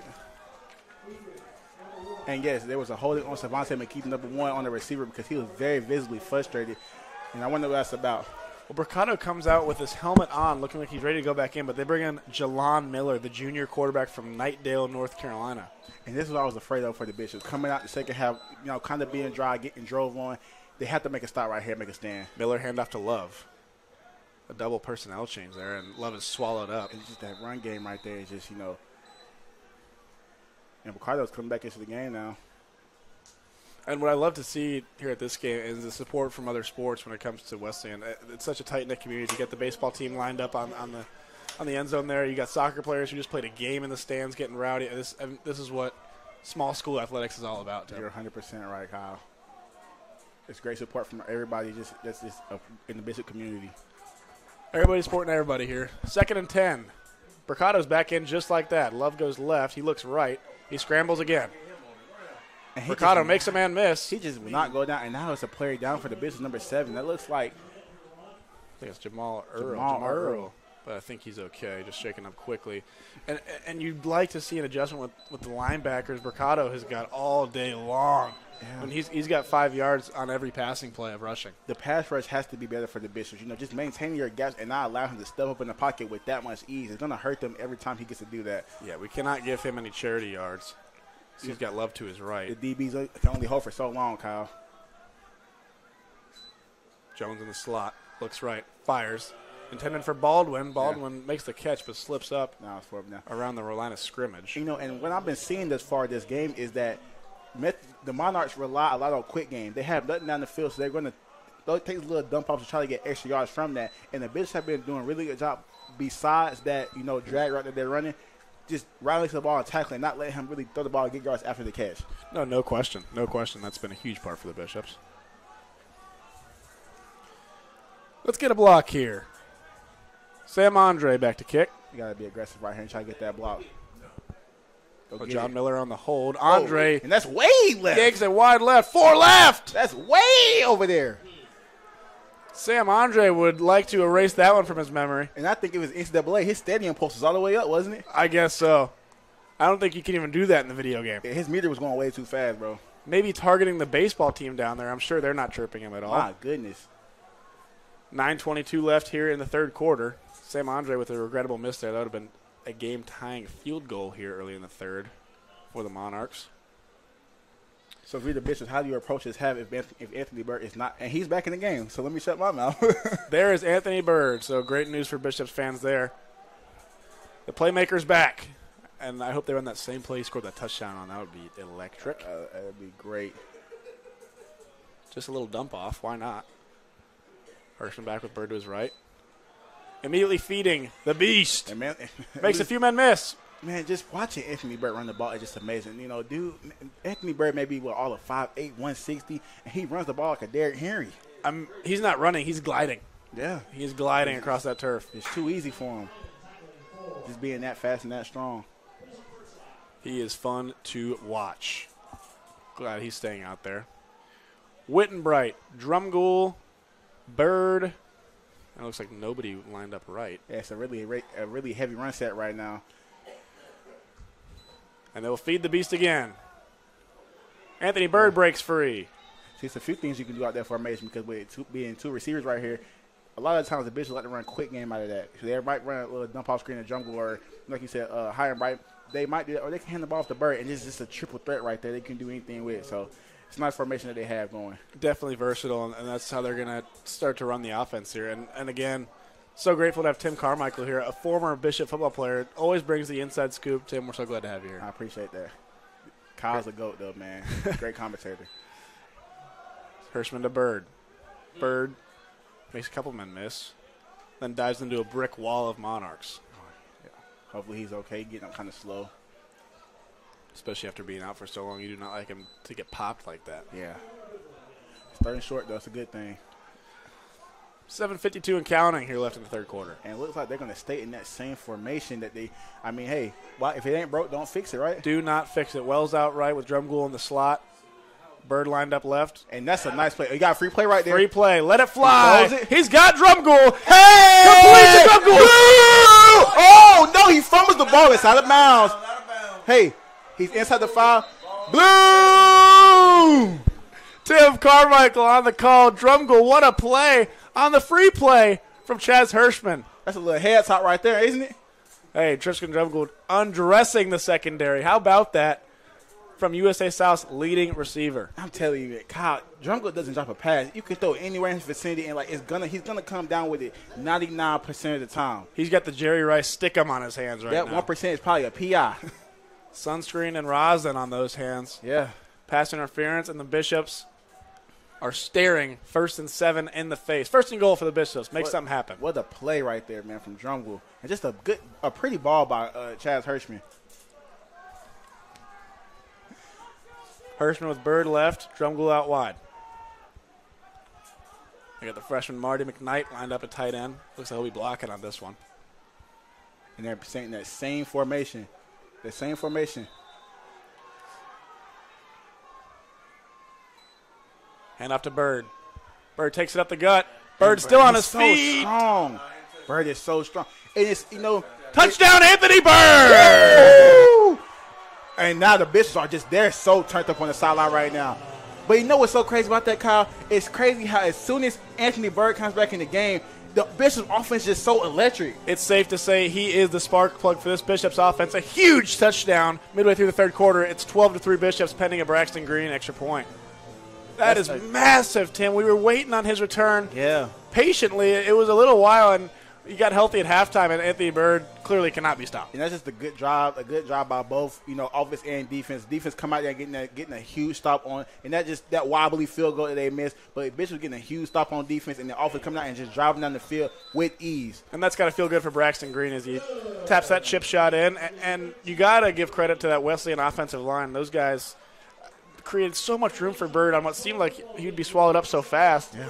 And partly credit to Bird for being just so strong and explosive. And, man, just watching Anthony Bird, it's like he could be so bottled up. It's going to take about 4 or 5 guys to bring him down. He's still going to just drag him along like it's nothing. I mean, you saw Tyree Copeland and Sebastian Perella and Jeremiah Blaylock just pancaking Monarchs out there. Yeah, oh, man. Them some big guys right there, man. You don't want to be in front of them for too long. No thanks. Uh-uh. No thanks. So Braxton Green, hopefully feeling a little more positive there. Hopefully he is up to full health. As Tim mentioned, he was injured last week down in Mississippi against Belhaven. But that chip shot looked like the Braxton Green of old. And hopefully, starting this half, the Bishops just come out and just keep dominating how they've been doing. Because now this Methodist team looks a little demoralized after just getting scored on, coming out the half.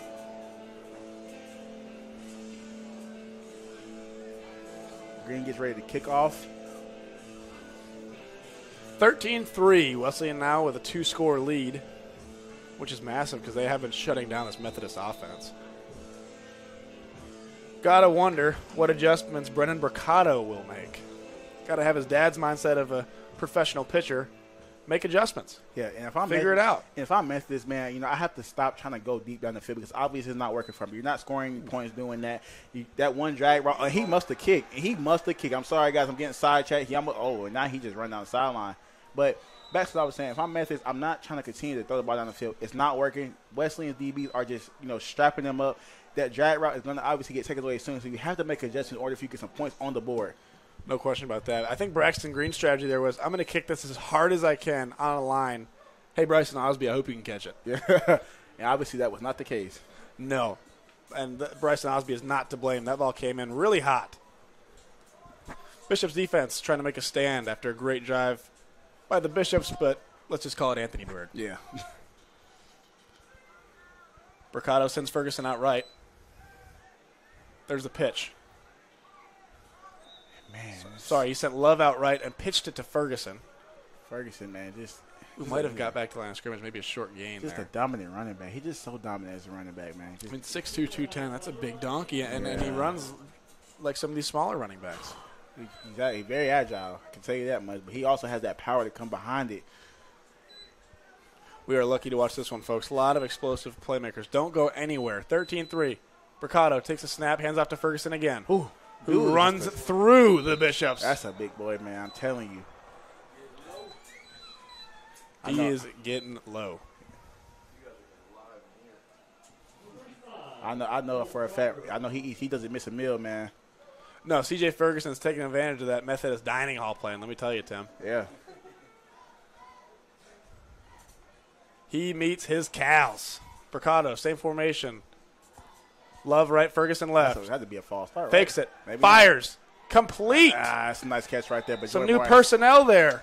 If you're the corner, you have to get on top of it. You know, a big thing about Methodist, they love those quick slants. They love those drag routes. You have to make sure you're top shoulder in that as a defender. That was Andre Wilson, the senior from Gamecock Country, South Carolina, on the catch. And they're in the area.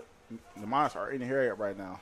So let's see what they run here. Trying to keep the momentum going. Same formation. Hand off to Love. Love swallowed up. Nice Seagroves. Nice play by Seagrove. Gets half credit there. Could not totally wrap him up. But Sevion Brown and Eric Cooper helped him. You know what's crazy, Kyle? I love how whenever one man hits them, the whole defense comes swarming like a bunch of bees and just, they're there. It's just a great thing seeing that from this defense. Hopefully keep those men going, and for the rest of this drive and just get another 3 and out. You do love to see that. And the Bishops have been swarming the ball, which was something they really had a problem with in previous games. One guy misses a tackle like Seagroves did there, but the whole team's coming. Mercado drops back, fires, got his man, complete downfield, down to the 24-yard line. Hey, Kyle, I can't lie. Mercado, that is a great ball. He just threw a whole shot into cover 2. The defense was in cover 2 right there, and cover 2 basically saying that the high safety has a deep half of the field while the corner comes and play the flat. Obviously, a player can't see the flat. He had a whole shot. It's very minimal, but that was a good ball by Mercado by throwing a bullet in there and just completing that pass. Great job there to KJ Hicklin. And that fires. Oh! Is that intercepted? Boy, oh boy. I can tell you one thing. He got rocked right there, though. Was that the hit stick from Adrian Parson or what? My goodness. He's a freshman. He brings some sting. Big hit there. I mean, maybe could have gone for the pick, but honestly, I like taking the body, Tim. Yeah. Why not? Why not on homecoming night? You got to make him think about it. Why you gotta not? Make him think about it. You got to imagine the ears. I mean, the ears of Anthony Melvin got to be ringing. Yeah. Woo. Takes the handoff. Mercado looks left, fires deep. That is absolutely pass interference. I mean, that was one of the most blatant pass interference calls of all time. And that's why DBs play. That's why they don't play receiver. That's why they don't play receiver. That's why they don't play receiver, because that's a gimme. That's also a gimme. Why you don't shove the receiver unbelievably, obviously, for Jordan Barnes there. I mean, you love the compete level, but Jordan Barnes got a little too handsy. If you look up pass interference in the dictionary, folks, you just saw it. I mean, Jordan Barnes wants to compete, wants to get the pick, and I love it. But that was a recess push for the catch right there. But, things like that are definitely drive killers because they're already in position to score, but now you just gave another opportunity to go in there and just get an easier touchdown. So you have to bow down right here if you're the Bishop's defense. But if you're Methodist, you want to go punching in right now because you haven't had anything to go for or show for it till now. That's a huge break there for the Monarchs. And it is true that Andre Wilson had a play on that ball. Yeah. So, maybe you give Jordan Barnes some credit. Maybe he thought it was a for sure touchdown. And you'd rather give your defense a chance to stop and get a field goal. Short-term memory, though, for you, if you're Jordan Barnes. You have to have short-term memory to go out there and play the next down and keep playing aggressive. Hands it off. Cuts it back. Touchdown, Love. Touchdown, Methodist. And now it's a ball game again. There goes Tajari Love, who's had a quiet day thus far. He's been swallowed up by that D-line, but Tajari Love shoots the gap, gets a couple great blocks, and all of a sudden it's 13-9. The Methodist offense comes alive. Hey, like I said before, with those Bishops, with those mistakes, when you're dominating already, but those key mistakes are drive killers for you, and you allow people to score easier touchdowns when you have mistakes like that. You cannot give up penalties like that when they're already, have momentum. No, and especially when you're as talented as Jordan Barnes, go make a play on the ball, right? Yeah. You're good enough to do that. But, hey, mistakes happen. You got to come down. Offense now has to come out. They got to put a job together and, get that momentum back. Straight through the uprights there for Sam Andre. And it's a stoppage Looks play like right we got now. a flag. Always on the least important plays, right? Yeah. I ain't going to say it's supposed to be a chill play, but,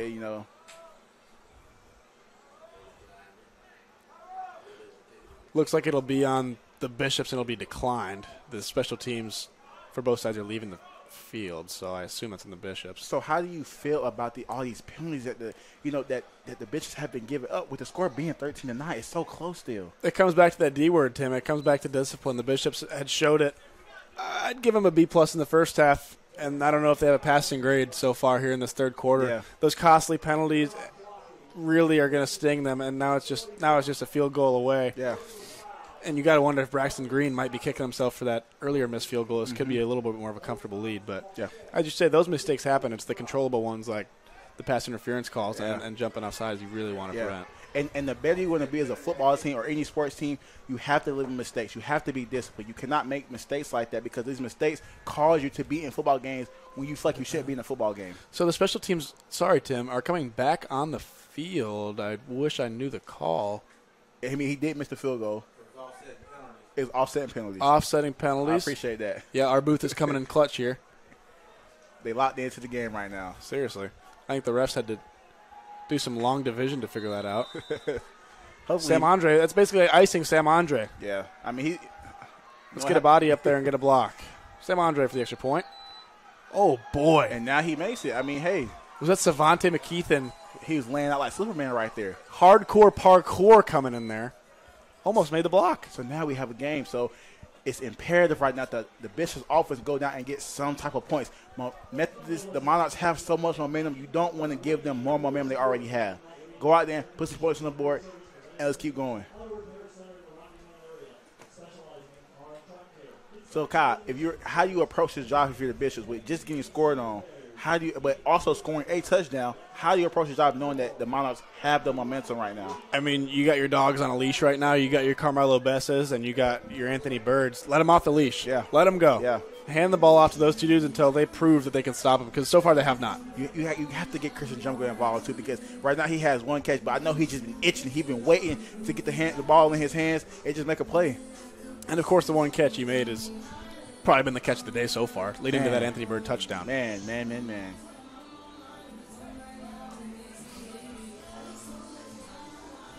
Here's Sam Andre to kick off. 13-10. Wesleyan still has the lead here on homecoming night. A cool ceremony at halftime, honoring past champions of Wesleyan athletics and also honoring homecoming kings, queens, princes, and princesses. If that's your thing, then it's not mine, if I'm being honest. Here's Sam Andre. Sam Andre on the kickoff. That one a little short. Kiami McKnight will take it.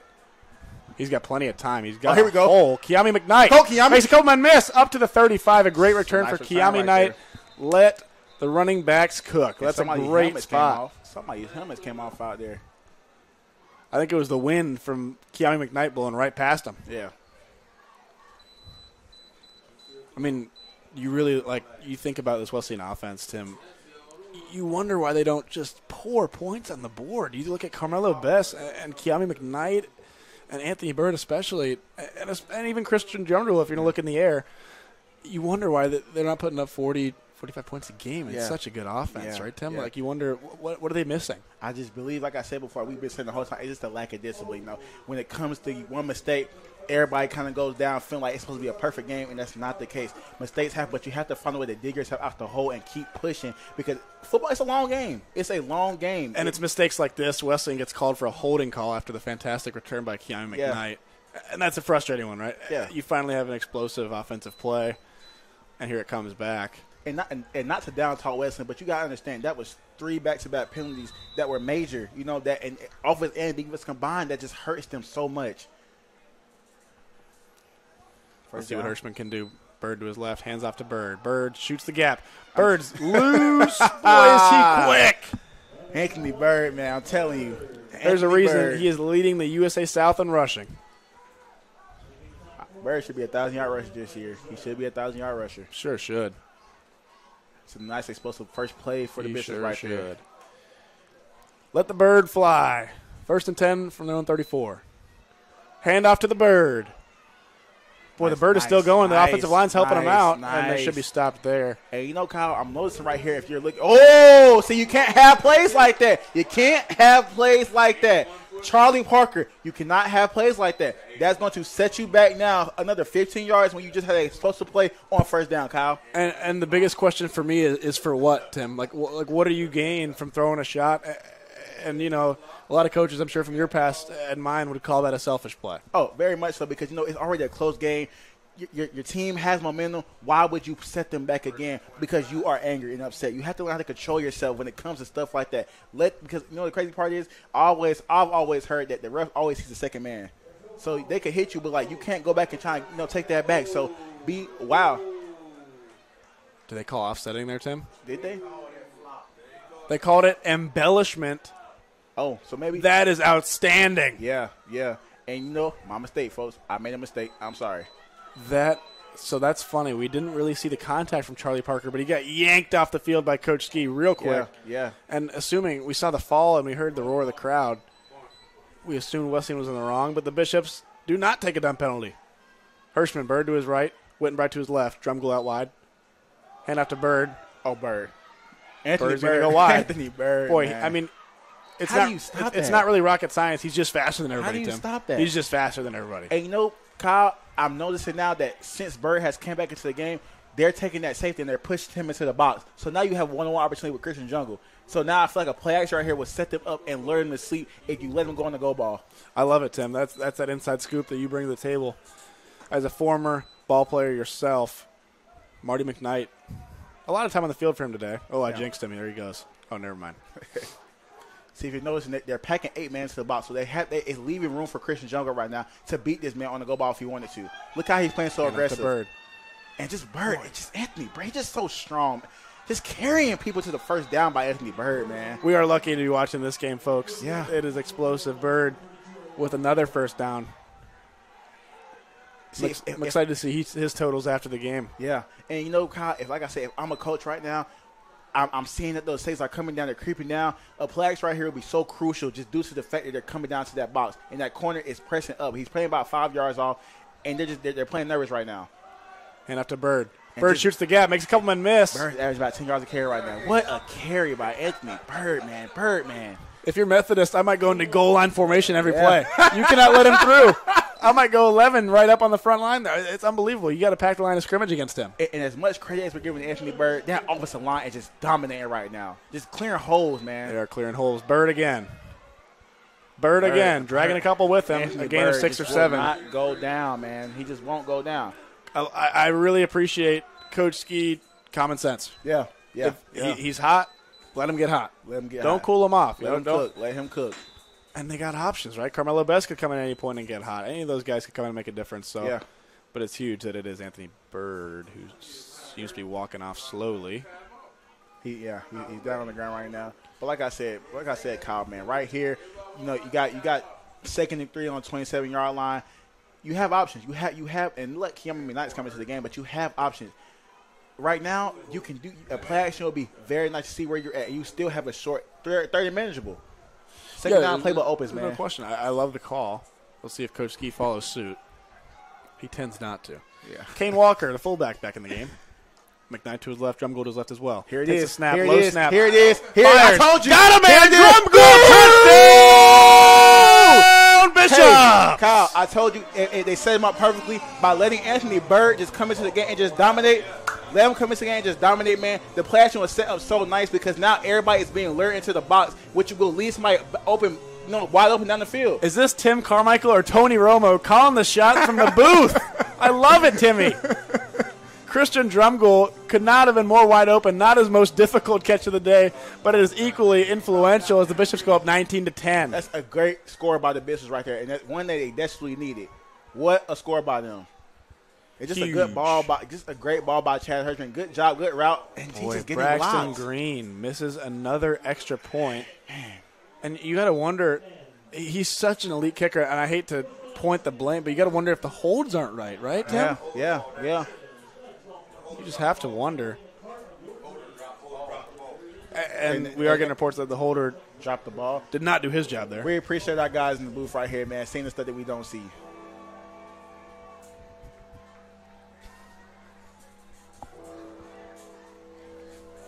Bitches up 19-10 with a minute 32 left in the third quarter. And you feel for Braxton Green, as I believe, if my math is right, he missed 2 extra points and a field goal today. Yeah. 24-10 is a lot different than 19-10, folks. It's not a super comfortable lead. Yeah, but just like our guys in the booth said, you kind of go back and wonder, is the holder holding the ball right? Because usually Braxton Green is very automatic, so you have to wonder, is the O-line blocking, is everything going right, or is he just really missing? At his level of talent, you like to give him the benefit of the doubt. There's no question about that. He is a superstar when it comes to kickers. Blame everybody else but him, right? And you wonder, like, when it comes to the recruiting aspect, you really wonder if those in-state smaller Division I's, how do you miss a kid like Braxton Green? That is a big leg. Yeah, man. And here he goes.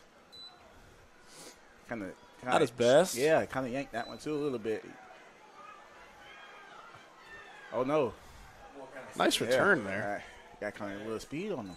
And there's nice a flag. From Bryson Osby. There is a flag on the field right now. Oh, we got a back big judge, dog pile over there. And is there a fight? The back judge, and they are. I can only imagine how Coach Ski's feeling right now. He's probably livid. He is probably livid. But as he's actually breaking through into the middle of the pile, Coach Ski is fired up, and he's pointing fingers, never short of animation. And this is what rivalry football is all about, especially on homecoming. Both with the Bishops looking for their first win, Methodist trying to get their second win. It's just so much, tension in this game right now. You just love to see it. You like to see the fireworks spark a little bit, right? Yeah. I mean, these guys care. These guys put so much time and effort into this game. Yeah. And especially when the season's not going your way, you want to change that as soon as possible. Yeah. And when the emotions get the best of you, you're probably going to hear from 11th year head coach Jill Falkowski. Yeah. There's 2 penalties actually on the play. And it was 2 holdings. One of them was declined, and the other one would take them back, have it to the goal line. But like you were saying, Kyle, you want to see those fireworks, but at the same time, with it being such a close game, and you're trying to get your first one, you have to be smart about what's going on, because although it's a good fired-up play, the play only lasts for half of a second. You have to be smart with what you're doing. You got to pay him back on the scoreboard, right, Timmy? Yeah. Especially if you don't want to get reprimanded by Coach Ski over there on the Wesleyan sideline. He plays no games. Doesn't seem like it. He can smile a couple times. You shouldn't be scared of that. Mercado taking over from his own 7. Looks right. Fires. Got a man. Complete. Makes a man miss. Got to make that tackle right there. He's got a little room. And wow, he gets around. He's got a little room. A nice tackle there by Eric Cooper. What a pickup. How about C.J. Ferguson? Boy, has he been good today. Has he? He's been a huge difference maker. Sajari Love's been a little quiet for his liking, I'm sure. But it seems like now that the Monarchs see what the Bishops are doing. They're trying to go quick game. They're going to get dump offs, but they have to come down and tackle. That's how you equal that out. If you're going to let quick games get up, you have to come down and make tackles before they get their shoulder turned down the field. Why not go back to CJ? Getting about, 7? Man, guys, it's treacherous. This has been a running game clinic tonight, folks. And you got to hope Bird's okay as well. Yeah. As he was shaken up on the last few plays when McKnight came in. So you got about 30 seconds left in the third quarter. I think you get time for maybe 1, maybe 2 more plays if you hurry up. But maybe this might be the last play of the quarter right here, depending on how fast the Monarchs move with the football. Mercado taking his time. Looks right, fires. And they will. He's got one of his favorite targets, KJ Hicklin, the senior from Charlotte. He makes his catch. It's just like I said, that quick game is pivotal for them right now, just due to the fact that the Bishops are trying. They're trying to play deep, and they're trying to not give up these double moves. They're not trying to give up the 4 verts. But now I think the Monarchs have seen it, and they're adjusting to it by throwing quick game. And the Monarchs hold up their 4s. Very original. It's gonna be a very as we head to the fourth quarter here. Wesleyan up 19-10 on homecoming night. We'll be right back with more football.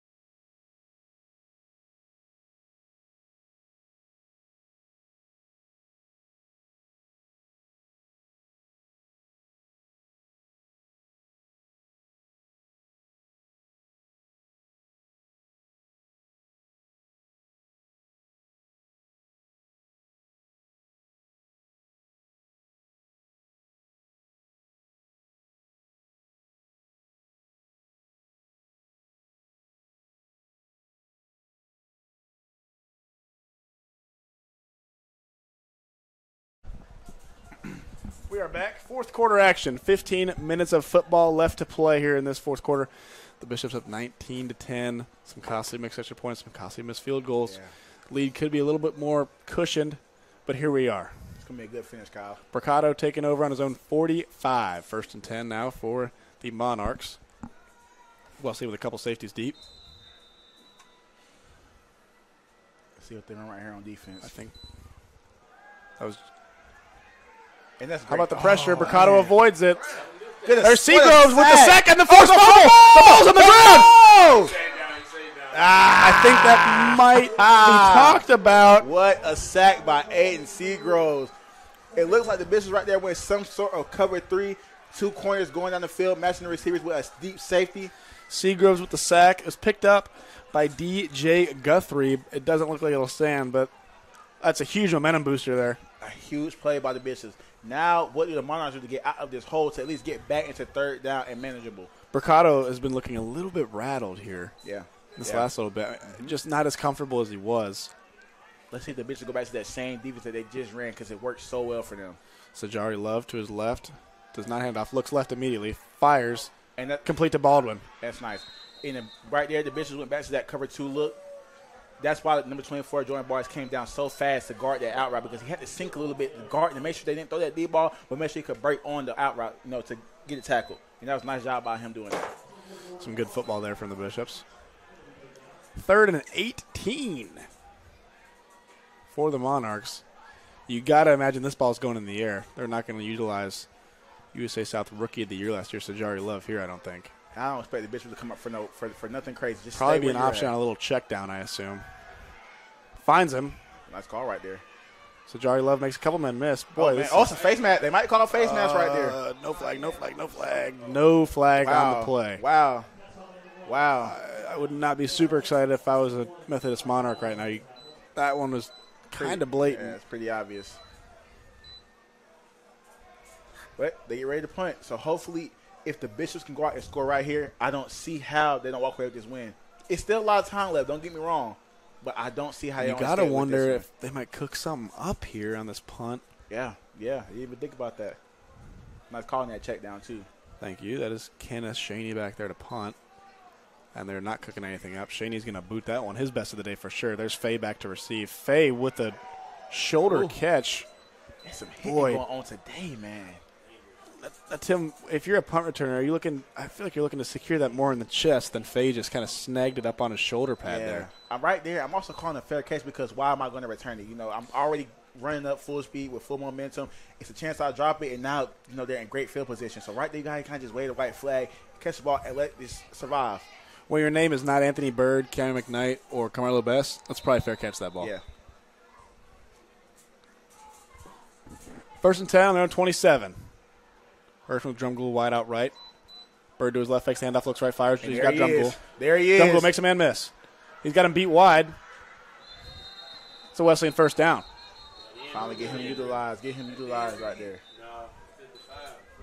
Now somebody's down again on the field right now. It looks like one of the old linemen can't really tell what the number is. Looks like Zion Lamar. He's down here for the Bishops. He's pretty much in pain. He is writhing. Hopefully he's okay. So if you're not to disregard what he has going on, but right now, if you're the Bishops, how do you approach this drive, knowing that if you score here, you could put the nail in the coffin? Well, that's a great question. I think the answer just changed because one of your better linemen, Zion Lamar, just hit the deck, and it looks like he's in some pain. So you got to wonder if the offensive line personnel change might change up their game plan. Yeah. And I didn't even think about that. That's a really good point right there to make. Hopefully, they still have that momentum to go down there and put some type of points on the board because your defense has been playing so well. Besides that one mistake that they made, in the far side of the end zone, hopefully, you get some points. Defense can go out there and keep on getting 3 and outs and keep forcing them to punt, and that way the game can end. Yeah, you got to hope the Madison, Florida product is okay. Yeah. With the Wesleyan offense, hopefully getting something going. Drumgool after the catch, he is phenomenal. Yeah. He is really phenomenal after the catch, and that's where those 12.7 yards per reception last year come into play. Man, I just reading the stats earlier. Averaging 134 yards a game as a receiver is just like That's Madden numbers, man. I was going to say the same thing. I'm actually so bad at Madden that I don't even put those numbers up in Madden. And it's good to see Zion Lamar getting up. It's like he kind of really can't put a lot of strength on his knee, so hopefully he's okay. This hurts to see. It really does, especially with being so late in the game. We don't want to see anybody get hurt, but it's just – but good thing he's up and he's moving around, so hopefully we pray he's okay, man. Not even putting a lick of weight on that left leg. Gotta hope Zion Lamar's okay. But the Bishops are on their own 40, and it's 1st and 10.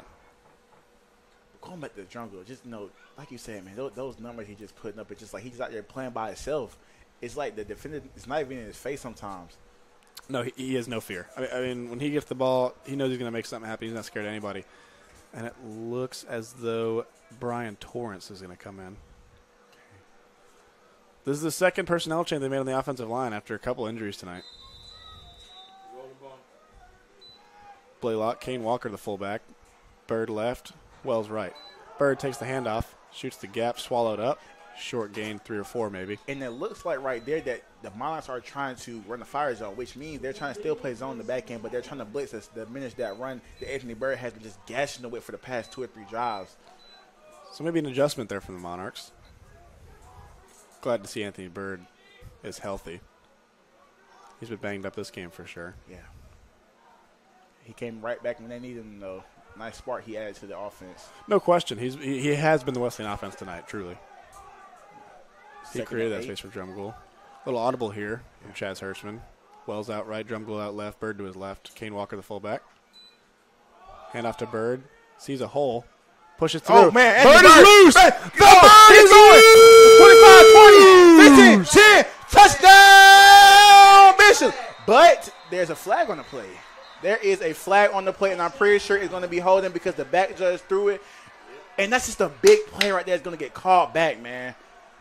But what a run by Bird. Like, dude, it's one cut, and he's just gone. And he's so patient, and it hurts so bad. That'll be a holding call on the offense. Man.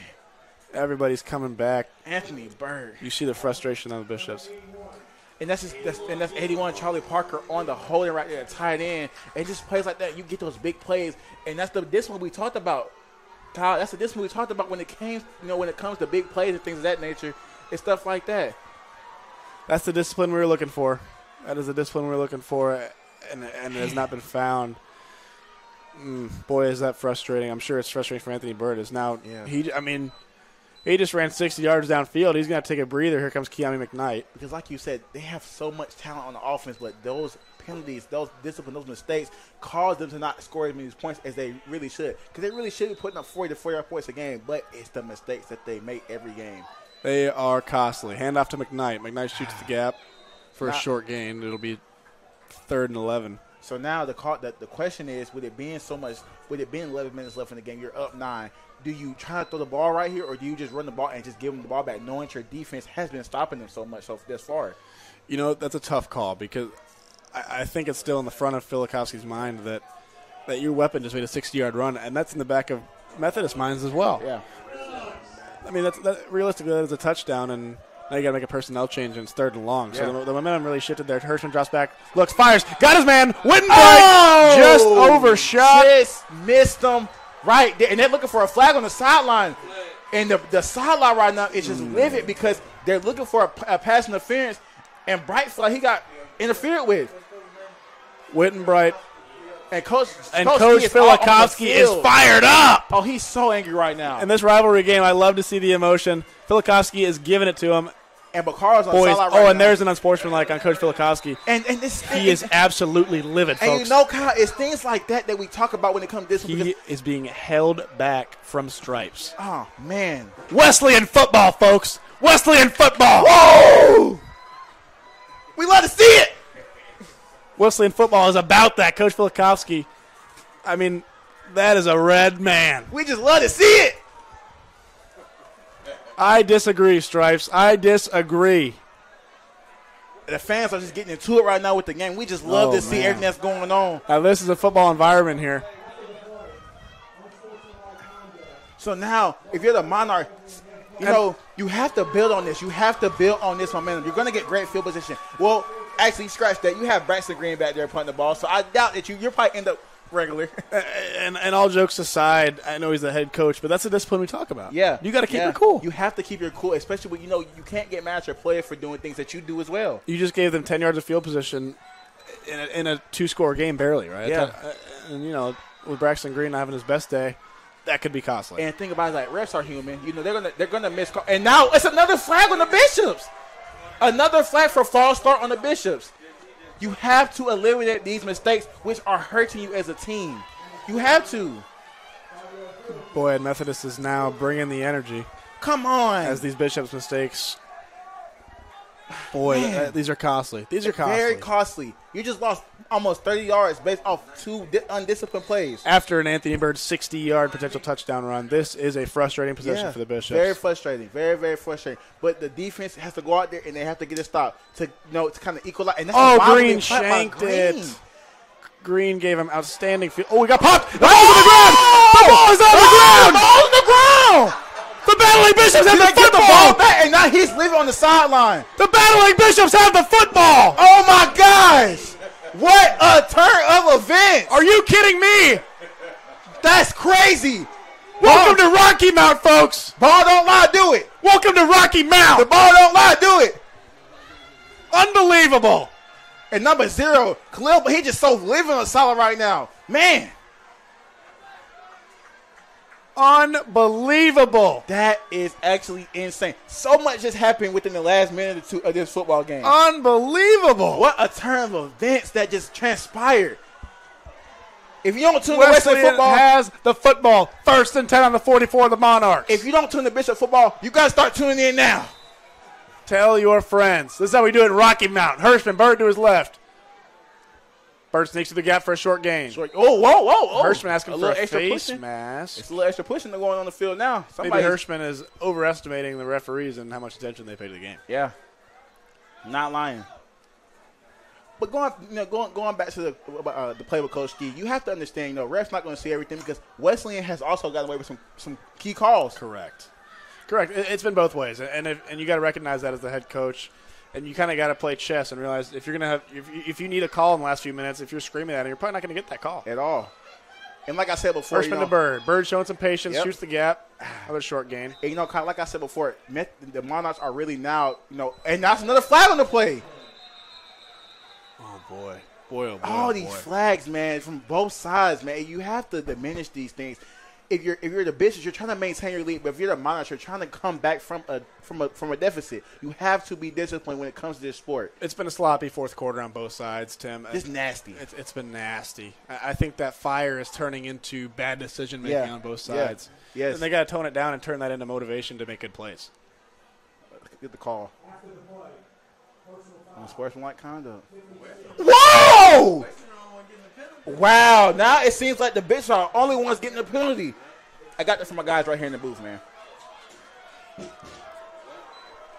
That is really, really frustrating. But right here, Coach Ski has to keep his cool and understand that you still have a chance. I mean, now you're backed up way back. You're backed up way back, but now I have faith they still can get the first down from right here. 2nd and 22, and if there's a man who can make this play, his name's Anthony Bird. His name is Anthony Bird, Kyle.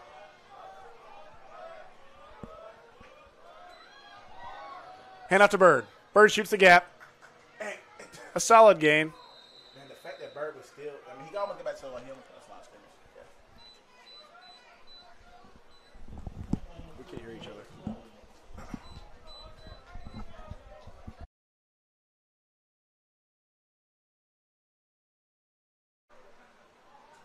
Fourth and 15 for the Bishops.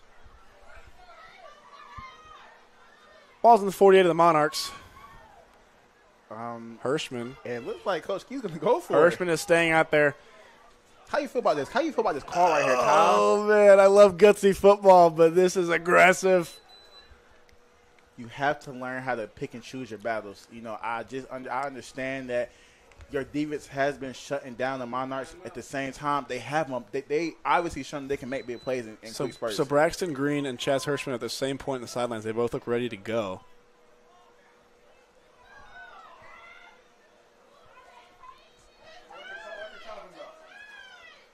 And we're trying to figure out. And you can hear the Monarch fans really appreciating the referees and what they do for the game. And was that an intentional delay of game? So Coach Ski wanted to take a delay of game. Tim, fill me in here. I really can't tell you, bro. Like, I genuinely feel like maybe it's a thing where he wanted to give Braxton a chance of not kicking in the end zone. That's the only thing I can think of on top of my head. Like, he was kind of close. You know, Braxton has a really strong foot, so maybe he's going to kick it a little bit higher this time. I couldn't tell that you. makes the most sense. Coach Filikovsky doesn't mind to stump us every once in a while, though. Yeah. Braxton Green here on the 47 of the Monarchs. He's going to need a 60-yard boot to get down to that goal line. Exactly. That's what it was. He didn't want him to kick it in the end zone. And they're down there. Another penalty. Oh, they're punching. And they're punching. They're throwing punches out there. Borderline scrap. And they're out there throwing punches. Like, my guys, Kyle, like, you cannot. That's TJ Hart for the Monarchs. Is this the box? TJ Hart and I believe Xavier Boone. Yeah, like, Kyle, is this the UFC or is this football? Like, I was thinking more WWE, and the Monarch fans are letting the refs hear it, even though they cannot hear you. I wish you would know that. I wish you would understand that. Yeah, and if they are, they're probably not paying no attention to you anyway. Nope, they do not care a bit.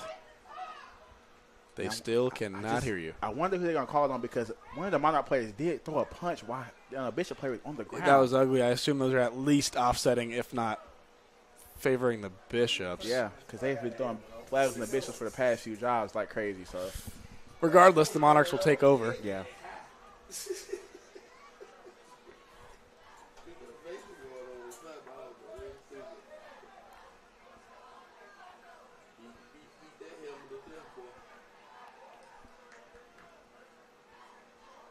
And we're just waiting to see what the call is right now, because we don't know up here in the booth either. Kind of sitting in suspense. Yeah, we will. We are not holding anything back from you guys watching at home. We are as clueless as you are. The Monarchs are getting ready, though. They're already set up on our offense. But we're just trying to see, is there going to be any injections? Is there going to be any, okay, here we go. Of course.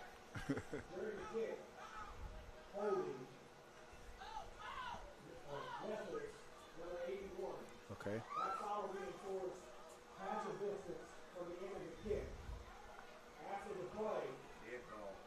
They're going to offset the penalties.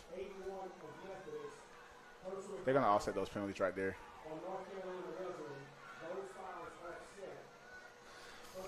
So at the end of the day, the Bishops are benefited. Yeah. That's ideal. Because this is 2 unsportsmanlike penalties. Those offset, but you still had an extra one for a holding, which would go in the favor of the Bishops. Works out well. They got away with one there. So it was Xavier Boone, as we previously stated. That was getting into the mix there. But now they're going to push, it pushed the Monarchs back to the point where, like, you trust your defense to go out there and handle their business, because they've been doing it all game. And just to note, if I'm Methodist, I do not want to take over down by where the baseball team is standing. I can see a lot of hands over mouths right now. I know Brennan Mercado's hearing it as he hands off to his favorite target, Sajari Love. Sajari Love makes a miss. Sajari Love is wide. Love, he's running. He's running down the sideline. And you have to, Batiste Manuel with a nice hit. But Sajari Love is explosive, and he shows why he was the USA South Rookie of the Year last year. And he's limping off, man. And the fans are in here screaming at my guys in the booth. They can't do that. Yeah, just so you guys know, there's actually nothing critically wrong with what's happening. Yeah. Our guys know what's going on, and I wish these fans knew this up front. They can relax. And there is a false start. That should be a false start right there. But, yeah, like we mentioned, they're up here yelling at guys in the booth. They're just doing their job. I understand passion, as it's a false start on Methodist. I understand passion, but it gets to a point where these people are starting to overdo it a little bit, right? Yeah. We're playing a game at the end of the day. Everybody's doing their best. Yeah. Relax. There's a lot going on down in the field. Relax. That was and we know our guys in the booth are trusty. Yeah. I'm giving them the benefit of the doubt every time.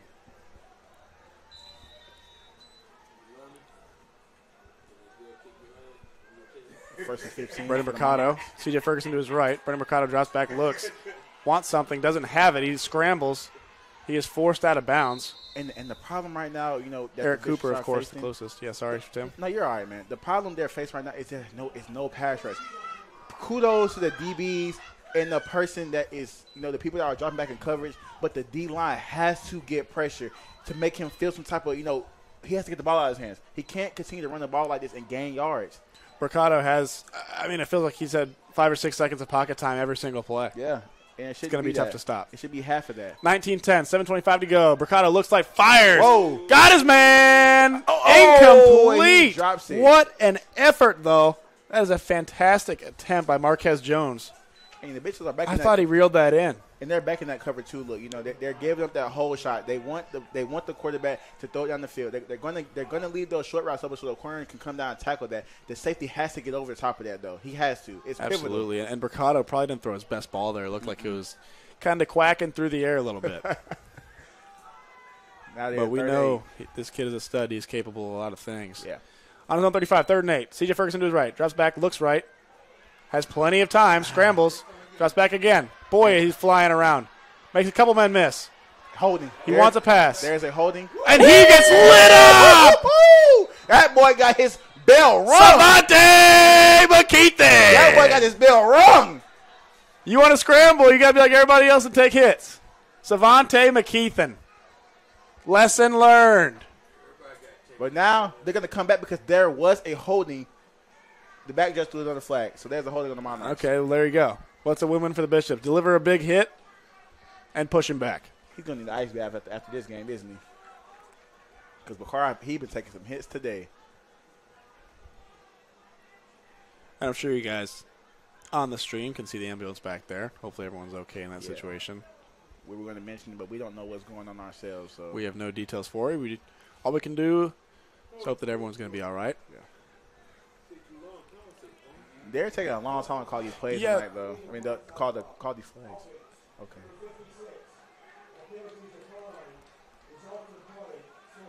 Okay. So, yeah. The Bishops will get the ball back here with 7:06 to go here in this 4th quarter.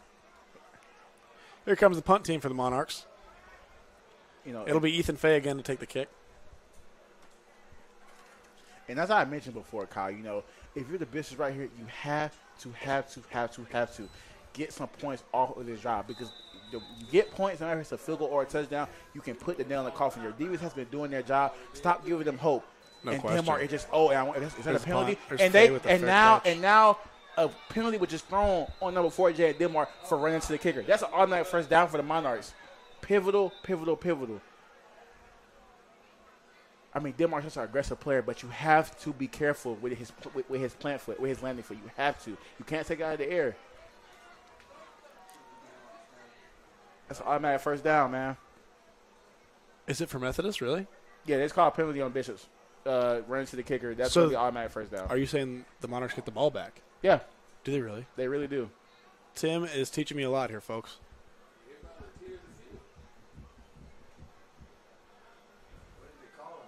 So this is interesting. Because I feel like if his here comes that Bishops defense. They know.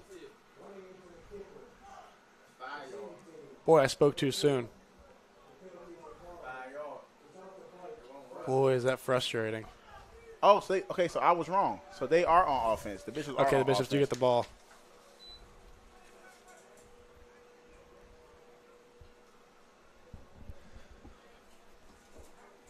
That could have been really poor for the Bishops. My bad, everybody at home. I was not trying to lead y'all astray. 6:56 to go. A 9-point lead for the Bishops on homecoming night. Here we go. First and 10 on the 24-yard line for the Bishops. Here's Hirschman. Bird to his right. Drumgool out wide. Wells to his left. First and 10 from the 24. Snap to Bird. Bird, patient, found a hole. Short gain. Does what he does. I really just feel like right here, Kyle, you keep giving the ball to Bird. Keep giving him to Anthony Bird. Keep feeding him. And that's going to be tough when Anthony Bird is down. It's not a good sight to see. He's limping off the field with no helmet on. Limping off the field. Carmelo Best comes in the game now. He has. Oh, okay. His helmet came off. So an equipment malfunction. Hopefully it ends at that. Yeah, I feel like the further you get on the field with just handing the ball off, that's where your play action opens up again. You have to. The run has to work first. The run has to work. The more the run works, you just learn to sleep. You learn to sleep because you already have a blitzing linebacker. So that means you have the middle of the field is open. Bishop's got to make some adjustments here. Keanu McKnight to his right. Takes the snap. Hand off McKnight. McKnight out wide. And that's another flag. Another flag thrown behind the offensive and line. I believe that's going to be another holding on the Bishops. Blocking the back. I'm interested to add up the total penalty yards here after this game. We talked about that film room earlier. Yeah. There's going to be a lot to check out for the Bishops, even though they do have a 9-point lead and are in position to win their first game. And you just wonder if they minimize the mistakes, how many points they really scored. And there's a holding on the offense. There's Marty McKnight, the freshman, who's a great player, but just a little slip up there from the kid. Yep. And this Bishop's defense has just been, just amazing today. Just with all the mistakes that's being made, their defense comes out and they're just getting stop after stop after stop after stop. 6:30 and counting to go. The Bishops second and 16 on their own 18. Each team with all their timeouts, so you can expect a slow 6 minutes here. Hirschman, McKnight to his right. Keanu McKnight to his right. A huge block from Kane Walker. I don't know if you caught that, Tim. I didn't. That's good odds by you. Kane Walker flying through and absolutely pancaking an unsuspecting Tyler Jackson, the freshman. So now you're in third down situation. Kyle, what do you do here with being backed up, in your own territory, but it being third down with 5 minutes to go? I have a complex answer for you. Okay. Christian Drumgoole. Ha! Throw that ball. Got to. Let Chaz Hirschman cook. 3rd and 11 on their own 23. This looks like anything but a pass. Kane Walker, the fullback back, McKnight to his left. Okay. Hand off to McKnight, and that's for a short gain. I believe that Coach Ski is trusting his defense. He's telling them that he knows the defense can go out there and get a stop. That's why he didn't mind running the ball right there in that bad territory. I understand where he's coming from, Tim, but Christian Drumgoole's on your team. Yeah. That kid is an absolute freak. Yeah. Throw the ball up, let it fly, make something happen. Give him a chance. Right? Because what'd you do? You gained 2 yards instead of just throwing a deep ball and seeing at worst you overshoot him. Yeah. But again, I am not a head football coach in college for a reason.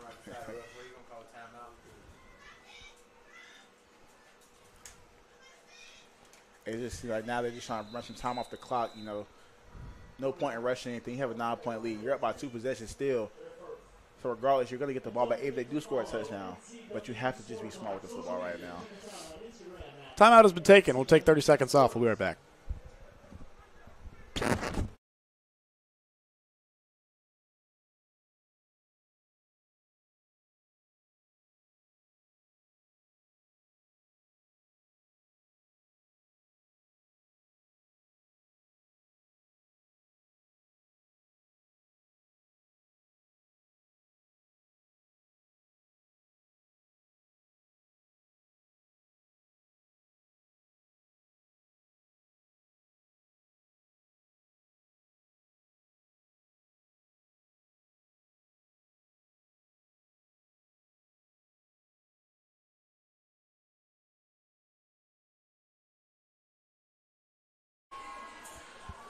Fourth and 9. Braxton Green is out for the punt.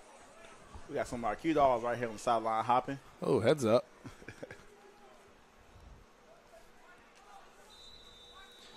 Deep for the Monarchs is DeCaris Jacobs. Shown his athleticism a few times today. Braxton Green. Brax is just, he kind not of his best today. Bad bounce. Stop the ball.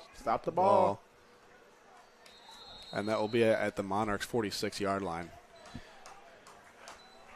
Now, if you're Wesleyan right here, you know for a fact they're going to come out trying to throw the football. No question. They have to be aggressive here. They have one option. There's 4:37 left to go. It's a 2-score game. They're going to be aggressive. They can only do so much with Sajari Love and C.J. Ferguson. Yeah, who have been great today, by the way. They have, and that is Brendan Mercado. Sorry, folks. I thought they were making a personnel change. 4:37, Wesleyan up 9. Mercado takes over from his own 46. He's got Sajari Love to his left. Mercado takes a snap, drops back, looks left. It's got nothing. Boy, these DBs have played fantastic. Overshoots just locked up from Wesleyan the defense. freshman. It just looks like Boy, if I'm Jalen Pyle, I'm a little upset that I got overshot on an easy gain.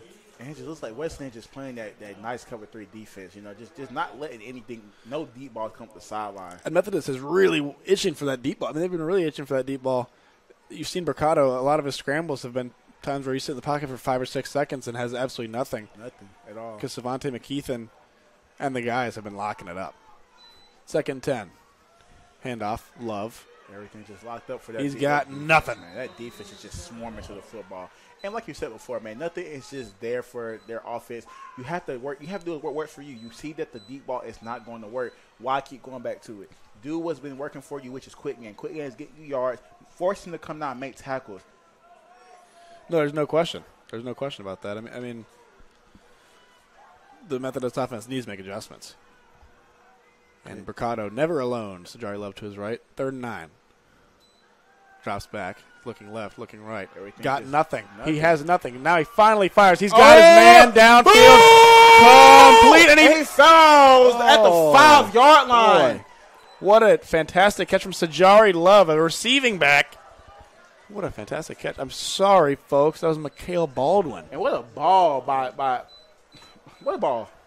Mikhail Baldwin. And that's Brendan Mercado at his best. Mercado. We knew what he could do.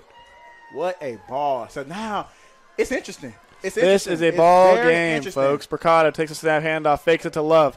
Makes a man miss. No, he will be taken down. Andrew Brown. Andrew Brown takes you to town. Andrew Brown. What a tackle, man. Andrew Brown has been a difference maker on that D-line for sure today. But that play right there, you just can't happen with this late in the game. Only down by 2 possessions, it just can't happen. No, it cannot. Knowing your offense has been making so many mistakes for the Bishops, you have to get a stop right here if you're the Bishop defense. 2nd and 9 from the 9. Handoff. C.J. Ferguson. Ooh. A gain of a few there. Taken down by Manuel and a couple others. Now it's 3rd down. 3rd and goal. It's like the question, Kyle, here is like, if you're the Monarchs, what do you call? Because you really haven't been in this position that much today. You know, this is a pickle if I'm the Monarchs, and Mercado is getting a little more comfortable here in this 4th quarter throwing the ball, but your guy C.J. Ferguson's a unit, and he's only got 6 yards to go. I'm handing the ball off twice to C.J. Ferguson if he doesn't get the first time. Okay. And there it is. C.J. Ferguson will not get there. What a stop by the defense. What a stop by the defense. But now if you're the Monarchs, the question is this. You have a 2-minute warning coming up. You're also down by 9. You kick a field goal here, only down by 6. How do you go about the situation? You know, I actually This is a pickle. There's a reason I'm not a college football coach, folks. This is a tough call. I mean, if I'm playing Madden, I'm handing it to C.J. Ferguson. I think if you really are trying to have a chance at this with the 2-minute warning, you go ahead and kick a field goal, but you kick an onside kick maybe to try to catch them off guard. The Bishops are going to be expecting it. If you kick a field goal here, they're going to be expecting an onside kick, but you have to be aggressive and cover it. Absolutely. But the thing about it is, Kyle, you still have 3 timeouts too. Yeah, and that'll play a factor. It's like I said earlier, these last few minutes are going to be slow. The Monarchs have a shot in this game, and Mikhail Baldwin, what a big catch that was. Huge catch. And if he stayed up, that would have been a whole different ballgame if he just stayed up, man. Yeah, hope y'all didn't pick up that poor language used by the Methodist sideline. Hope the camera audio isn't too good. 2 minutes to go. 19-10. Methodist line up to kick a field goal to make it 19-13. Which is a smart play by them. This is a very, very smart play. It'll be the senior Sam Andre, the Pendleton, South Carolina product, trying to kick what is most likely his most important field goal of the year so far. Trying to spoil the Bishop's homecoming.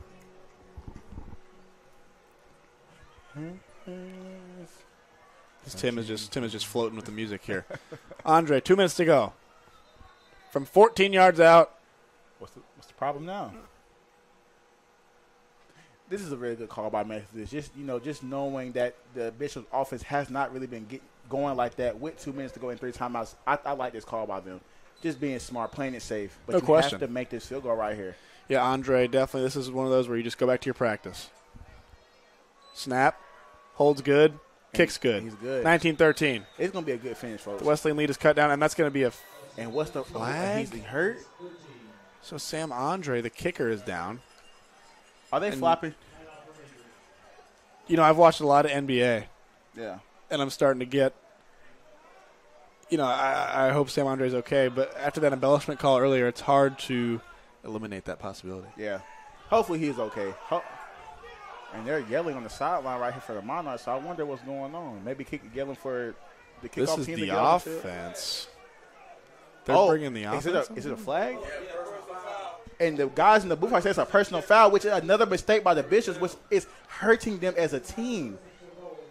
You cannot have those mistakes so late in the game, Kyle. You cannot have those mistakes so late in the game. 4th and 2, and now the Monarchs will show some guts. It's first down. It's first down. Oh, my goodness. It's first down. Well, never mind. It is 1st and 2. That's not really gutsy. Personal foul. They're roughing the kicker. I believe it's on Savante McKeithen. Man. And we shot these guys right here in the booth, just been helping us out all day long for us so that we can't see. We appreciate y'all. Anytime, they say. So Bricato's out there with his favorite. Sajari Love to his left. See, me, I'm going with you, Kyle, right here. I'm putting Ferguson in. I'm letting him just run the ball in the end zone, man. You know what? I think the Bishops are looking for a running back here, and Bricato's been so good rushing the ball. I'm going to let him take it in. Really? I can respect that call. He's been scrappy enough. He takes hits, and you know he's going to be tough enough to make that little 2-yard gain. Yeah. This is going a timeout here. We're going to take 30 seconds of a break. 1 minute and 58 seconds to go. A 9-point lead for the Bishops. We'll be right back.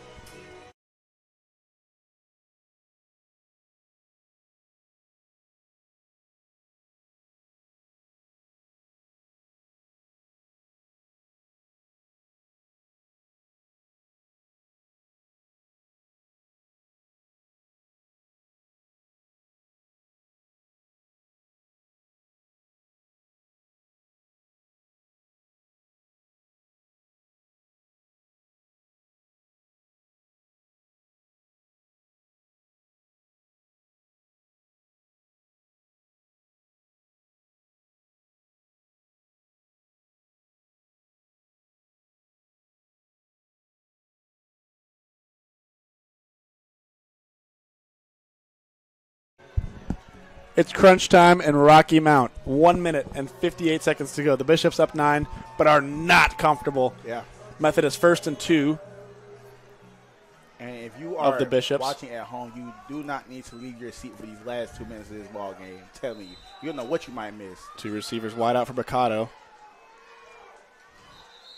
False start. False start. False start on the offense. Critical mistake there for the Monarchs.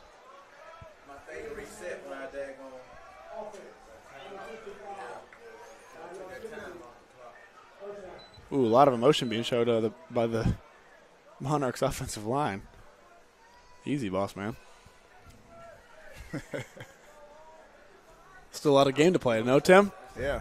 I can't tell who's in that running back right now. Is that Ferguson or is that Love? That is Sajari Love lined up to Bricato's left. You're on 1st and 7 after the flag. Bricato looking right. Fires to the goal line. Overshot him. Oh, man. Bricato! That was going to be a touchdown. He just threw it too far behind. Bricato, no! Man, usually Bricato's pretty accurate, but maybe right there he couldn't see over the line. He had him. Bricato had him. 2nd and 7.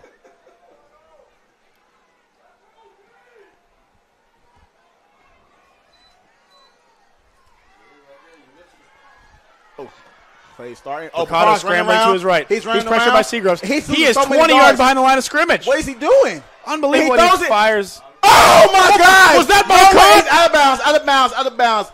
What an incredible stay by Mikhail Baldwin. Are you kidding me? Play by Buccaro. What a play by him. Oh, my goodness, Mikhail. That was, what does he be saying? That's my homie. That looked a little Mahomey. That was a little Mahomey. So now it's 37.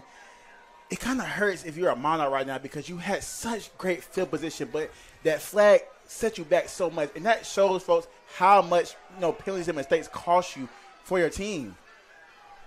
3rd and 7. Bricato, Love to his left. Drops back, looks. Got nothing. Bricato scrambling. He's pressured. There's Cooper. He fires. Complete. Touchdown, Monarchs! Oh, my God. There's Sajari Love with a touchdown. With 1 minute and 32 seconds left in this ball game, things just got interesting. This is a ball game, Tim. Are you kidding me? Are you kidding me? Wow. That is unbelievable. With Sajari Love Out of nowhere, Bricado scrambling so well today. He has all game. It's 19-16. And if you're watching at home, it goes to show you how pivotal mistakes are and flags are in a game. Mistakes have to be minimized because this didn't have to be a drive right here for the Bishops. This is a huge extra point for Sam Andre. That didn't have to be a drive for the Bishops right there. They already were off the field, but that key mistake hurt them so much just Frustrating if you're a Bishops fan, but this game is far from over. Let's see if Hirschman can ice the Monarchs. Yeah. With 1:32 left to go. 19-17, Wesleyan up. If you're the Bishops, you have to force them to use their timeouts right now. You have to continue to pick up first down after first down. Well, what's your game plan here, Tim? You are the insider for Bishops football. What is your play here as you have a drive to ice the Monarchs? If I'm the Bishops, if I'm Coach Key, if I'm the quarterback, I am running the football with Anthony Byrd. If he's back and healthy, I'm chilling. I'm taking as much time on the clock as I can. And I'm not really forcing points. I'm not forcing points. No, I'm not forcing either. Anything, man. I'm not forcing anything. Let everything come to you. But I'm pretty sure the Monarchs are going to stack the box. They're going to stack the box, bro, because they have to. You have to find a way to stop this run. No, you got to let the game come to you. There's no question about that. And Hirschman needs to make some adjustments here if he wants to ice the Monarchs. It's the light of day that shows. That's that Whitney Houston. I want to dance with the Bishops after their first win of the season, hopefully. Yes, sir. And look, they're preparing for the onside kick right now. They sure are. And they got some athletes out there to make some plays. I see. Oh, yeah. Savante McKeith. Drumgoole, Anderson, Savante McKeith, and they got Wells over there. Can't see a number. They have some dogs out there, and they got Eric Cooper probably to lay some body. And you know what's crazy? I'm pretty sure I don't feel like they're going to kick it onside kick. I think they're going to kick it deep. Sam Andre. What is he going to do? I knew that was going to happen. And he kind of kicks a little in-betweener down to the 20. It takes a Bishop bounce. What a move. Yeah. Hey, I'm so glad that he got on that ball so fast because, on a kickoff, that's a live ball. They can recover, and the Monarchs could have got the ball back. So good job for the return man to pick that ball up and just get out of bounds. Smart play. Desmond Lee with a pretty sweet move there. Yeah. Okay, I didn't see. That was Desmond Lee. Good Des. Showing some athleticism there. 1:29 left to go. The winless Bishops looking to change that tonight at homecoming against the Methodist Monarchs. They're up 2. 1st and 10 on their own 25. Have to be smart right here. A first down to ice it. You have to be smart right here, be the Bishops. Byrd to his right. That's the man you want out there to ice the game. Drumgoole out wide. Drumgoole in the slot, Wittenbright out wide. Hand off to Byrd. Byrd shoots the gap for a nice game. Nice run by Anthony Byrd right there. 4 or 5 from the Bird. Did they call a timeout? Did Methodist call a timeout? I believe the Monarchs just called a timeout. They just took one time. That's interesting. Tim, what do you think there? Oh, man, it's kind of hard to say because I guess you have to do it with such little time left to go. You have to call out timeout because if you don't, all they're going to do is just wait for the play clock to run down, and you're just wasting time. So smart call right there. But if you're a Monarch, you have to get a stop right here. Force him to third down, force the punt, so you can try to get the ball back and have a chance to win the game. There's no question. But if you get the ball back with no timeouts left, you have to push the tempo. So let's just see what the Bishops do on second and 6. I don't expect anything less but a hound to Anthony Byrd. I don't expect anything less. Let the bird fly. Hirschman talking to him right now. And it does not take a rocket scientist to figure out he's getting this ball. And we pray that Zion Lamar is okay. He did not return to the game, so we hope that he's all right.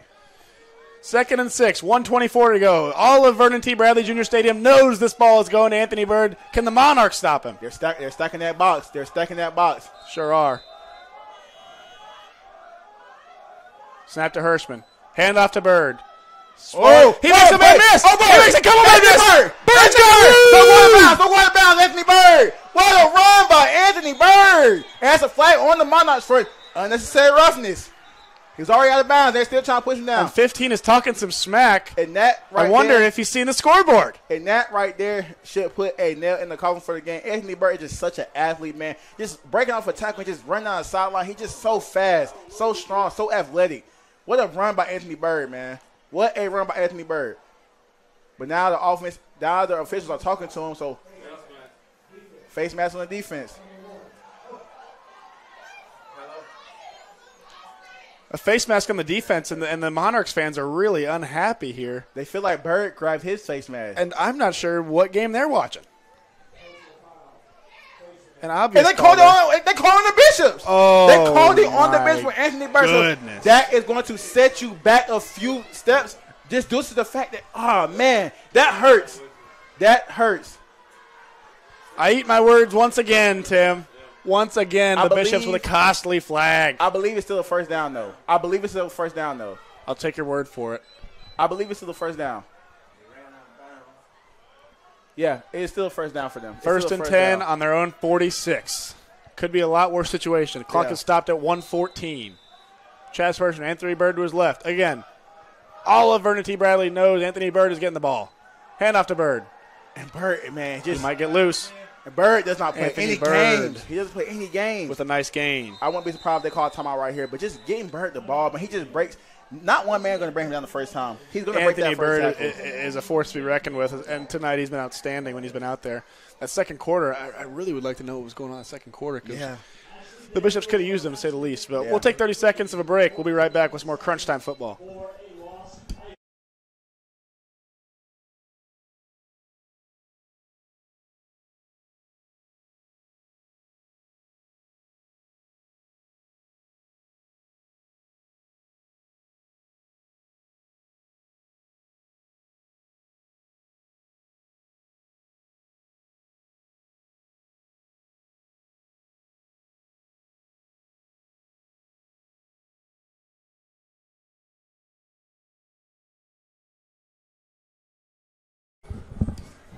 A minute and 6 seconds left of homecoming night football for the Bishops. They have 19-17 on the Monarchs. Yep.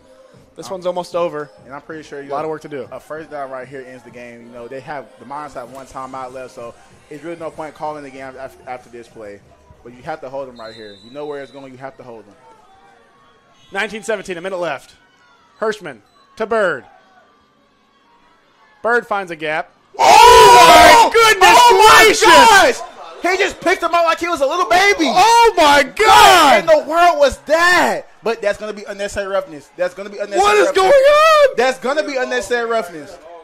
That's the game. And he's That's not even football. Wait, Bird has not moved off the ground since he was slammed. That is not even football. He has not moved since he got slammed to the ground. That is cheap football from the Monarchs. That is actually crazy. That is actually cheap crazy. Football from the Monarchs. And we hope that Anthony Bird is okay. He has not moved a muscle since he got slammed to the ground like it was WWE. That's a lot of built-up anger and tension, and that was crazy. We hope that Bird is okay. He has not moved off the ground ever since that huge suplex.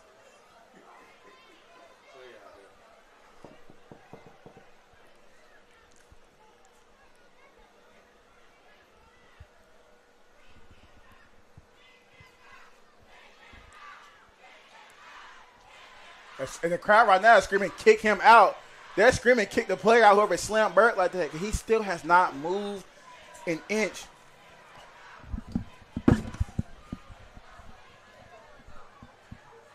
Hopefully Bird's okay. Not a lot of movement over there.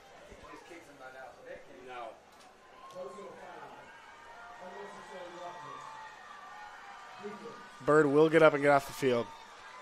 Dirty football. Yeah, dirty football. Only way to put it. Chaz Hirschman standing up for his guy. I like to see that, Tim. I don't know. Even if it's offsetting penalties, I don't mind it. Chaz Hirschman standing up for his star running back. Yeah, but I like it. I just feel like, man, regardless of what's going on, you still got to be safe, man. Like, you know, you don't want to do too much because you're losing. It's just hard to watch stuff like that. You know, that's sorry. That's sorry from the Monarchs there. And I'm pretty sure now all the Bishops have to do is just kneel the ball down. We're going to get out of here. How many yards into the Bird got? On which one, the Bishops? Yeah. Chaz.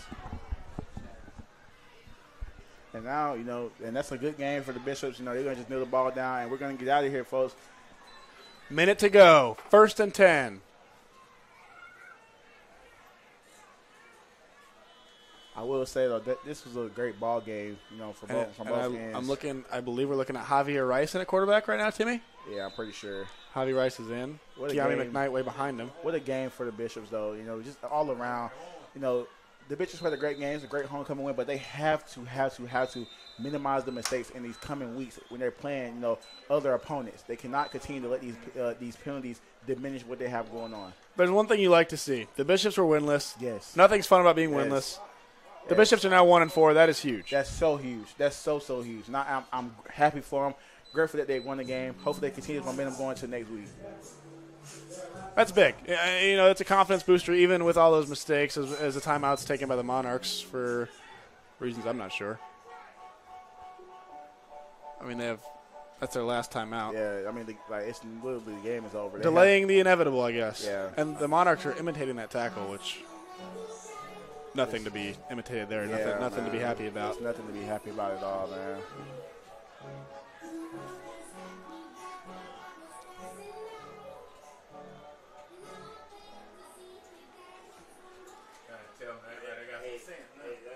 Second and 15 from the 49 in victory formation. Javier Rice out to take the knee. Javier Rice, a quarterback with a lot of potential. Chaz Hirschman is the fifth year. Javier Rice looking probably at a future as the Bishops quarterback. Yeah.